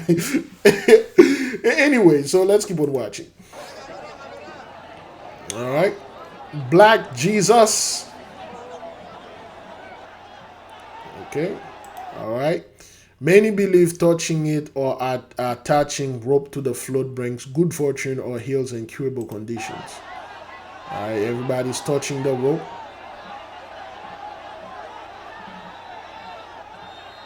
Okay. Police estimate more than 2 million during the festivities as attendees jostled to get to the icon. Okay, Black Jesus in there. People are fighting to touch it. Look at this dude. He's grabbing the other dude and pulling down. And they want to touch Black Jesus. That's what happened. So show Black Jesus right. Oh, wait, here we go. Black Jesus. You got Black Jesus right here. You know, they call it the Black Nazarene, you know, the Black Nazarene possession. But anyway, that's what happened. Let's keep on moving. Get you back to our breaking news that we've been covering during this newscast. In just the last little while here, we arrived on the scene of this in downtown Fort Worth. What you're looking at there is just debris strewn all across the street there and frankly all around the block as you continue there to the right of the screen. One of the buildings is blocking our view here. This apparently coming from a hotel called the Sandman Signature Hotel that is there at Houston and 8th Street. I believe it's 810 Houston Street there in downtown Fort Worth. We are still working to get confirmation to find out exactly what has happened at that hotel that caused this much damage spilling out into the street there. Of course, we're also working to find out about any potential injuries here as that scene is now being processed by emergency responders. As we are working the phone lines doing that and having... So what had happened here? It's a hotel in Fort Worth, and for some reason, boom, it exploded, just like any other home and things like that. People don't know why, but it just exploded. People don't know exactly what happened, but they go, well, you know, it was a gas leak. I was cooking meth in there. No, those things are on top of powerful ley line, and that's why this happened. All right, let's keep on moving. Crews headed out there to the scene and taking these live pictures from HD Chopper 8. We have Bud Kennedy on the line with us. He is with the Fort Worth Star-Telegram. Anyone who has followed Bud over the years knows that Bud knows pretty much everything about Fort Worth and the history of Fort Worth. Bud, as you are looking at these pictures of what we are watching there in downtown Cowtown, it's just staggering when you see this much damage and this much debris sitting out in a city street there. Well, you see this, and it came from the lower floors, apparently, of the Sandman Signature Hotel, which is less than a year old. It opened, it's owned, the CEO of the company is the Dallas Stars owner, Tom Gagliardi. It opened and took over this 124-year-old historic register building, the W.T. Wagner building, that had been a part of an oil company, had been an ExxonMobil oil company. There you the go. Sandman signature There you took it go. over. They are giving you, well, it's some oil company, some gas company. There's an accident. There was a leak in there. People didn't know. They light up a cigarette, and then boom. Oh, okay. Well, that seems plausible. That's good. I'll accept that. But that's not what that is. Okay. Let's keep on moving to the next video. A broader war between gangs and government burst into the studio of an Ecuadorian TV station today, where armed men wearing masks and holding pistols and long guns broke onto the premises this afternoon and took employees hostage.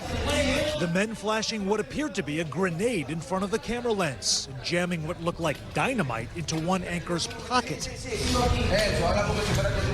as the man pleaded not to be hurt. All of it broadcast on live TV. Police then pushing warnings on social media about the hostile takeover in Guayaquil, telling the public, our specialized units are deployed on site to attend to this emergency. News in progress.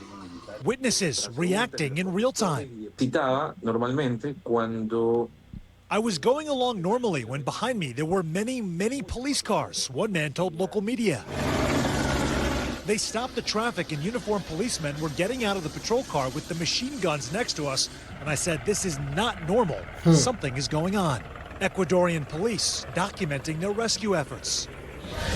Policía! Policía! And after about 30 minutes, they stormed the studio and ultimately corralled the masked intruders and their weapons. Incredibly, all hostages were released. The dozen-plus men later shown handcuffed and spread out against the wall as police stood over them with machine guns. The backstory is a broader conflict against armed drug groups that the president has termed terrorists. Ecuadorianos. Ecuadorians, the time when the people condemned of narco-traffic, This dude name is organized Daniel. crime dictated over the government in place has already finished. He told the public earlier this week while declaring a 60-day state of emergency and empowering the army to neutralize these groups. It all comes after a gang leader escaped prison over the weekend, and Ecuador has been overwhelmed with an explosion of gang activity. And with that, Sam Brock joins us live. Well, which is the same thing going on in Haiti. Those guys are doing this stuff. It's not because they are doing it on their own.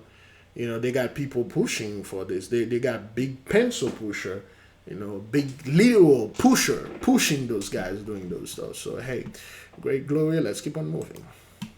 This riverside house in England has been flooded nearly a dozen times in just 7 years. Exhausted by constantly paying to clean up the mess, homeowner Nick Lupton decided to do something about it. So he built a massive wall. There comes a time after we had, I think it was 9 floods before we decided to build the wall. The wall is really there to make our lives easier, but also to protect the house long term. He and his wife spent roughly half of last year building their defense system, and they finished building it right in time. A month after completing the wall last September, they were hit by another flood. And thankfully it did what it was supposed to do. It passed the test. In just this week, they were hit again, as England was slammed with hundreds of flooding alerts. Water in the River Severn, which runs right next to his 1-acre property, hit a height of more than 18 feet and was still rising as of Friday afternoon. So England is being flooded, and those people are tired getting flooded for like 9 years or 7 years, whatever they just said. It's keep flooding and flooding. Now they build a wall. Give them a little break, and this thing gonna keep flooded and flooded and flooded and flooded and flooded again. Crazy things going on there, man. All right. Well, some scary moments for all of those kids this week. And this all happened near Winchester Elementary in West Houston. That is where we find Fox 26's Natalie He with what police are saying. Natalie. Well, police say the man approached those kids at a playground, then actually tried to lure them inside his car with a bag of candy. Now investigators are asking the public to help identify. This one never gets old, man. Luring children with a bag of candy. Anyway. By him. Spring Branch ISD has released a new surveillance image of an early to mid-90s white Corvette with handwritten paper plates and a square tip exhaust. On Tuesday, district police say an African-American man driving the car approached several children at the Wilchester Elementary campus playground and asked them to get inside. One of the girls described that he had a bag of candy. kind of motioned towards them to come to the car. They obviously knew better. They had been taught not to do something like that. Fortunately, the kids didn't listen to the stranger. Investigators say that's when he began following the kids for several blocks. He's a person of interest. We don't have any charges or anything like that. He's described as a black male, bald, possibly in his late 30s, 40s, somewhere around there. It also mentioned that he might have had a construction-type vest. Parents were notified of the scare on Wednesday. It was pretty scary because you wouldn't think that this would happen in an area that's so crowded and where, there are vehicles all the time. It's near school, and yet it happened, and it happened to enough kids at the same time that, they reported it. It's nerve-wracking for somebody to follow your kids around. You think this is a good area because all these kids bike in and everything, but it's just scary. The Spring Branch ISD says they've increased patrols around schools in light of the incident. The district also asking that if anyone recognizes this white Corvette or the individual that may have been driving this car, to call Spring Branch ISD police. The number to call 713-984-9805. In West Houston, let's keep on Natalie moving. Heath, Fox. All right, let's move right there. How long we are into this thing? Are we almost done? All right, we got about another 20 minutes. This is a violent crime that should never occur in any community. We watched this before. And tonight, more fallout over Alaska Airlines deciding to cancel all flights involving its Boeing 737 MAX 9 planes through Saturday. A Bay Area man says he has been trying for days to rebook a flight, but he can't get through. KTVU's Joey Horta is live now from SFO, where dozens of flights were canceled today. Joey. Julie, United and Alaska have canceled over 60 flights here at SFO today alone, and they both have the planes that are grounded around the country. Now, we did speak to one customer who said the wait time just to rebook a flight for Alaska takes several hours. Please hold while I transfer you to an Alaska Airlines representative. Eugene Keong of Fremont is fed up with Alaska Airlines. This kind of a customer service is just frustrating. I don't want to deal with that. Alaska has repeatedly canceled the flight he booked in October for his daughter on a Boeing 737 MAX 9 from SFO to JFK for 4 days now. He can't get through to customer service to rebook. All of our representatives are assisting other guests. When he calls, the wait time is up to... The current longest call holding is 7 hours, 55 minutes. And all he can do online is cancel the flight. I can't wait this long. No one can. This is a whole day. I have to work. Alaska grounded all MAX 9s after a door flew off a flight while in the air from Portland to Ontario, California, Friday, forcing the plane to make an emergency landing. The scary situation still on the minds of some passengers at SFO, where we spotted 5 different MAX 9s belonging to Alaska parked Wednesday night. In the back of your mind, like you're scrolling through the news and you're like, oh, well, let me check out what that news report was about the door blowing off. Natalie Nguyen has had to wait up to 4 hours for airline customer service. It took a lot of my time because I was working and I have to be on the phone at the same time. It's gotta be annoying. Yeah, it's annoying. Alaska sent KTVU a statement saying, "We understand this is a difficult situation for so many of our guests. We're working to get them to where they need to go as quickly as we can while keeping safety top of mind." This is very frustrating. No company should make that customer wait 7 hours to talk to a customer service. That is unacceptable. Alaska now says those planes that they have will remain grounded through Saturday. Well, the Boeing 737 MAX 9, of course, number 9 here, grounding, and a lot of stuff going out. They really don't want to tell the people, well, the reason why you have to wait 7 perfect hours for us to do this, because the ley line are acting up. Okay, and not only that is we do not have enough pilots, plus the weather is extremely dangerous and we can't travel the way that we used to. Okay, the only one is truly indeed the angels are around. We are awakening our frequency are doing this. If we keep in a high vibration, we are literally destroying everything those people, well, they never built or think they built. We are destroying their kingdom worldwide. Okay? That's why you see Alaska have this thing, the door got ripped off, and then now you have to wait 7 hours to rebook the flight. And you already know the so-called 83 do not like inconveniency. They simply do not like things bothering them. I'm not gonna wait 7 hours. But if it was us, they would like, wait, well, if you truly did need to travel, you would have waited 7 hours. You can wait 7 hours. I mean, that's like, it's not like you have a job you gotta go to, you don't work, you lazy, you do the. Now, when it's happening to them, it's a great issue. We need to do something about that. We need to do something about this. But yeah, that's what happened. Now, that's going to be, they say, about 150 planes, or flights rather, canceled each day until then. The man we spoke with, Julie, is saying that if he can't get through to customer service, he's going to have to book another flight on another airline to get where he's going, which is going to cost him even more money. Yeah, I know, just so frustrating for so many people affected by this. So, Joey, we know Alaska has grounded some of its 737s. What about United? I know they've canceled flights, but are they also grounding 737s, MAX 9s?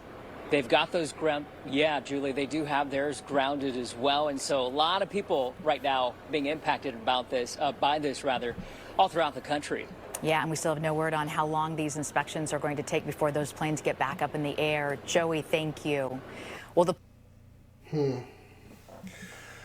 A lot's going on, beloved. Let's keep on moving. Been a busy night for MTA crews as they removed the subway train that derailed in Coney Island yesterday. As Heather mentioned, service has been restored after the F-line train derailed between the 8th Street and Neptune Avenue stations. It was the second derailment in less than a week. Eyewitness News reporter Janice Yu live at Coney Island with the latest. So the fortunate news, they just restored service, but how are the trains running? I mean, I got to imagine that's going to take a bit for everything to kind of get fully up to speed. Yeah, so that's the good news, right? Commuters won't have to deal with any limited service for that F train, but we're told the northbound trains will be running slower, understandably so after all of this. And crews spent the night inspecting the tracks and the infrastructure to just take a look at things and get started the investigation into exactly what went wrong here. Now, this is the train that runs above the West 6th Street between 8th and Neptune Avenue. So yesterday around 12:30, the train was approaching Neptune Station when it derailed with 37 passengers and workers on board. Luckily, within the hour, 2 rescue cars were able to safely evacuate everyone. No one was hurt, but this, of course, as you can imagine, terrifying situation for the people on board. And the investigation into what happened here is now underway. But take a look at these pictures obtained by Eyewitness News. These were taken where the derailment happened, and it appears to show rails that were misaligned. Transit Authority officials say the rail car itself was relatively new, and the investigation is now focused on those tracks. Our focus will be on the track. It looks like there may have been a track issue, but still we'll need to look at truck. We'll need to do the download, as I mentioned, but that will be initially part of our focus, obviously as part of this investigation. The track needs to be straight in order for a train to run on top of it safely and without a slow speed derailment as we had here. Well, this, of course, is the second derailment to happen with the train in less than a week. Transit officials say, though, it does not appear that these two are connected. Well, it is connected. Lately, derailment, a bunch of derailment is happening, and they don't tell the people what's going on. Some folks say, well, it's a tic-tac train, you know, people are pulling the emergency brake and stuff like that, and things and stuff. Yeah, whatever, man. Whatever. Let's keep on moving. New tonight, police say a killer dressed as a delivery driver to lure a man into a trap and then shot him. This is a mugshot of the accused killer, Donovan Carter. Police say he shot and killed a man who was dating his ex-girlfriend. The shooting happened Wednesday outside of Harlow Apartments on Windy Hill Road. And Channel 2 Cobb County Bureau Chief Michelle Newell is live at the scene. Michelle, you have new information tonight on the motive her name is behind all Michelle. of this.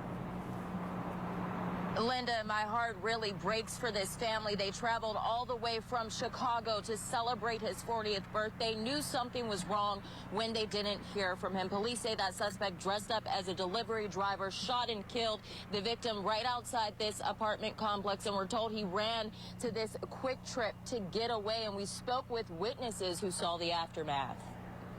Less than 24 hours after a murder outside of this apartment complex, the road towards justice now begins. We are so relieved to be able to share for the family's benefit now that the suspect in this violent shooting yesterday will be held accountable. The people who live inside the same building as Kenneth Cunningham Jr. are now shifting their focus to his grieving family. I pray for them. I pray for their healing. The family traveled all the way from Chicago to celebrate Cunningham's 40th birthday.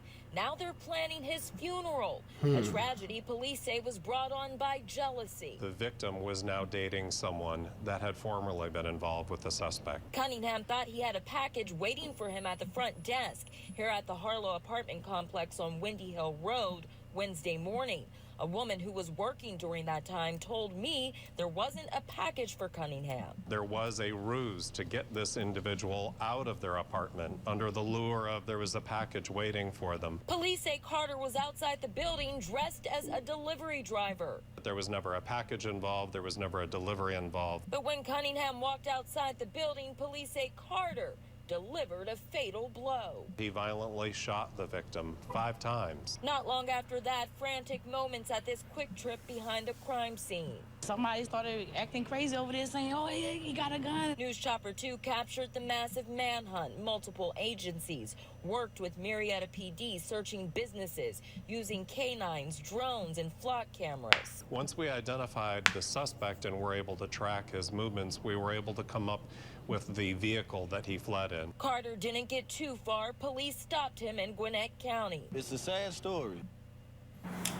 Okay, now things like that happen all the time in the news, and we're going to elaborate on this a little bit. There are men out there that are very emotional. They are very, very insecure. I'm talking about super insecure. And those dudes, you can see their insecurity through their speech. What I mean by that is, this is just a safety measure. This is a safety talk that I talk to the men and the women out there. Anytime you are in the midst of people, or should I say society, and you hear a man talking about how much money he made, how is he a high value man? Anytime you hear anybody say, well, I'm a high value man, I deserve this, I deserve that, stay the F away from those people. The same goes for the women. I'm a high maintenance, or I'm that much beautiful and I deserve this thing. Anytime a man keep waving his wing in your face, talking about how good it is with this, they are very insecure.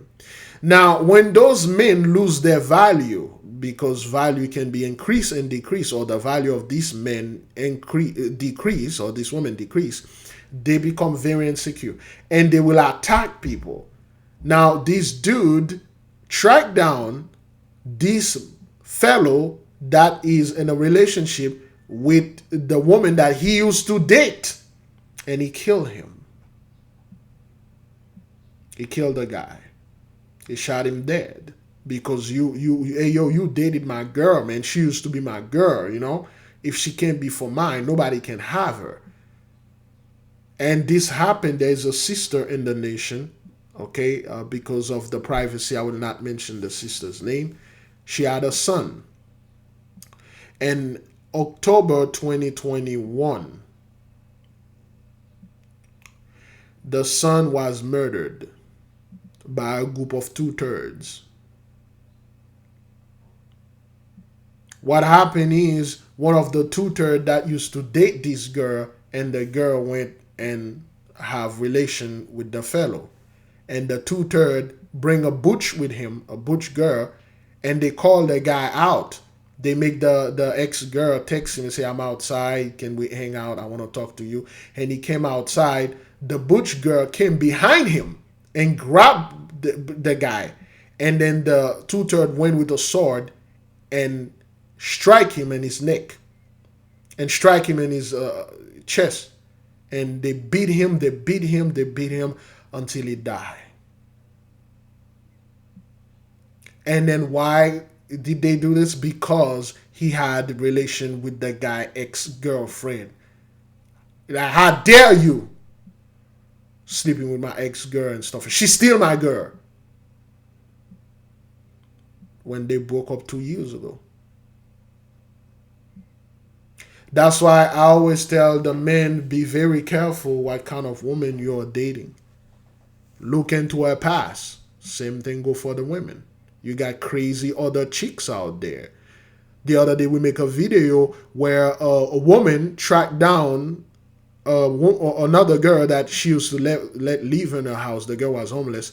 And there's a rumor that she slept with the husband, so to speak. And she went out there and shot her right in front of a library and killed her.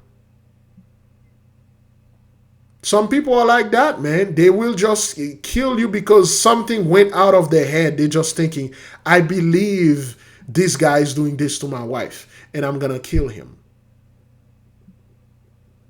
See, the two-third are in the midst. And I mean, it's the two-third. What the hell are you going to do, man? It's just, that's what they do, is the two-third. They do hish.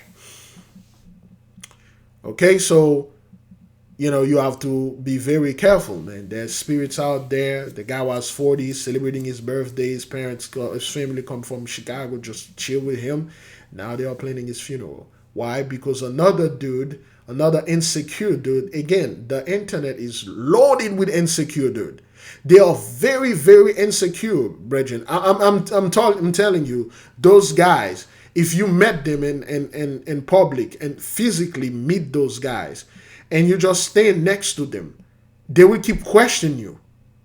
They were like, "Oh man, is this thing make me look good? Is am I right? You know, is this dress make me look fat?" It's a huge insecurity right there. And the moment the insecurity triggered, man, those guys will drop you.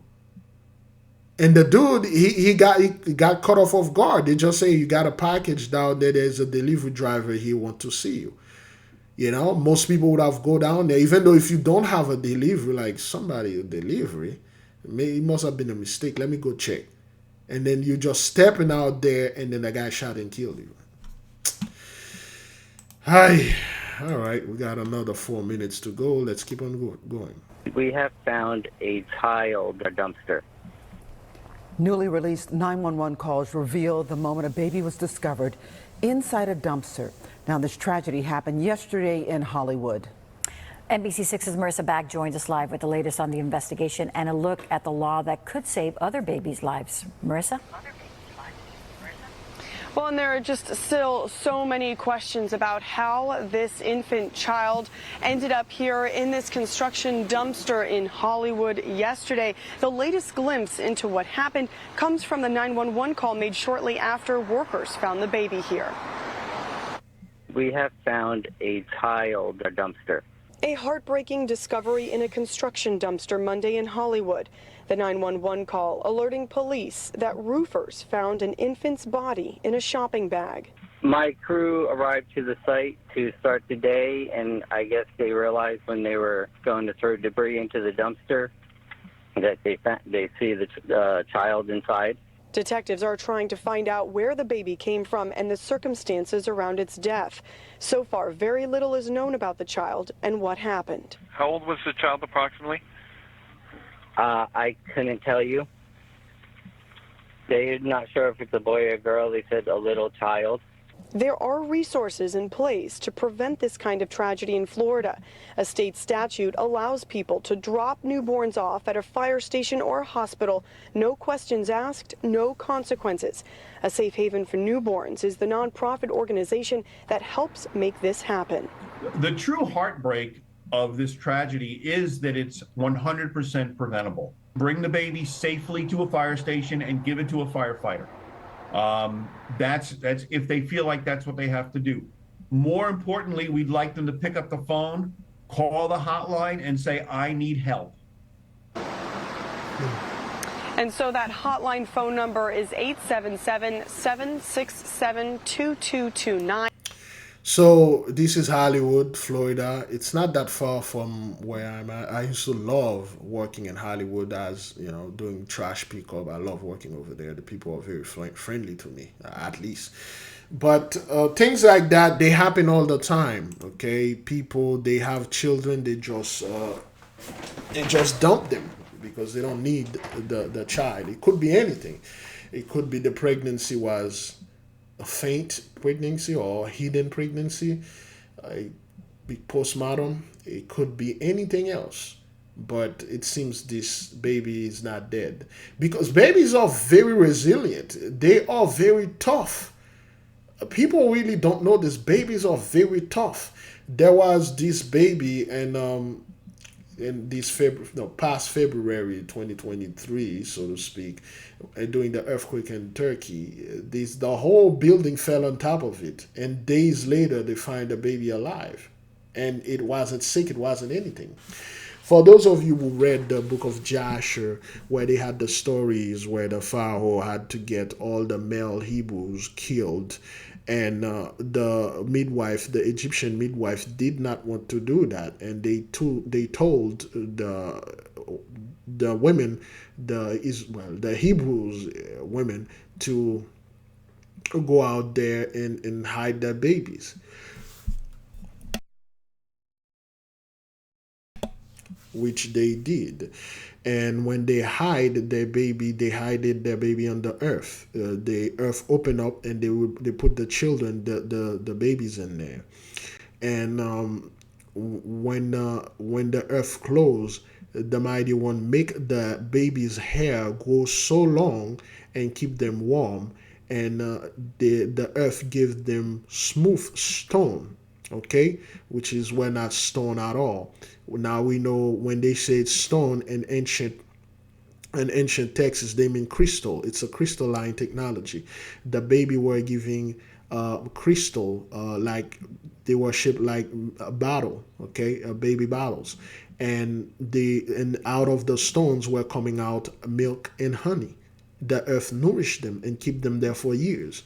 And when the Egyptian heard about that, they sent their soldiers with giant spear and javelin, and they went into the field and throwing spears and gem and planted their javelin and daggers and swords in the sword and in the soil in the ground, tried to and attempt to kill the babies. But then again, the babies were not. When they said the earth took them, it put them somewhere safe, put them like in a crystalline cave, in a place, and where the other entities take care of them, whether they are the Noms, most likely to be the Noms, and other entities that take care of the Hebrew babies, and they were not killed.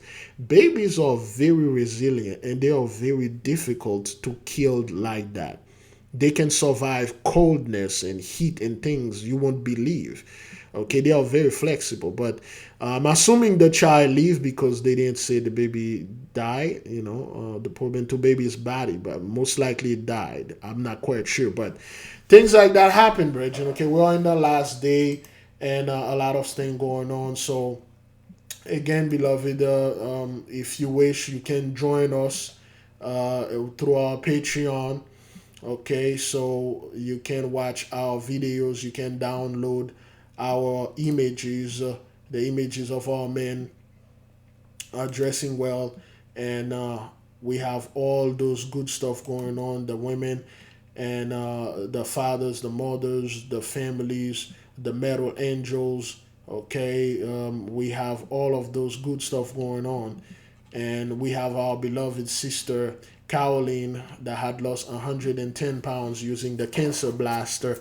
This is the before and then the after image. Okay, the sister lost 110 pounds, which is around 49.8 kilogram, roughly 50 pounds, using the cancer blaster. All right, if you wish to get the PDF, it's not an actual remedy we sell or certain product we sell. That's not what that is. We can actually make it for you and sell it to you, but this thing would be like, it would be in the thousands of dollars because it is extremely rare to make if we have to make it for you, it is very difficult to make. But you can make it because it is very easy, because you can just gather the ingredient and make it and follow the instruction which is in the PDF for any cancer PDF. Okay, so you can study with us. We are now in the process of studying Jacob's Trouble, Black Labor, White Wealth, which was part of Jacob's Trouble.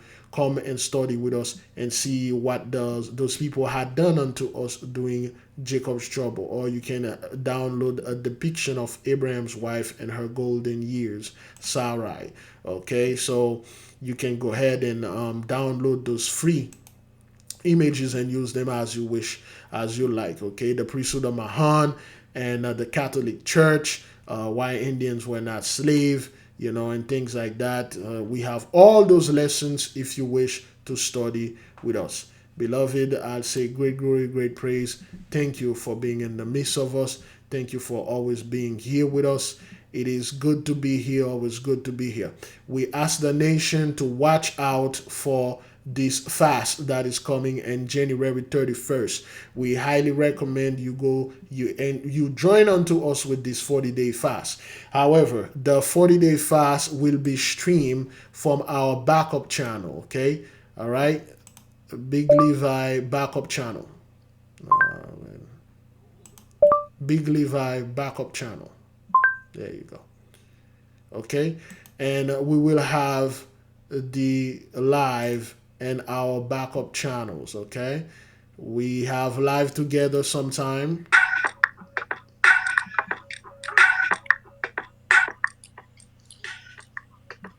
Shalom, beloved brothers, sisters, Jews and Gentiles alike.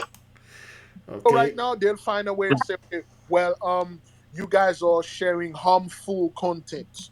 Okay, we have live together sometime. If you wish, you can join unto us. And it's gonna be on the Big Levi backup channel only. The main channel that we're watching now is going to be for Esau's Trouble only. I say great glory, great praise to the mighty one. Shalom. I'll see you folks next time.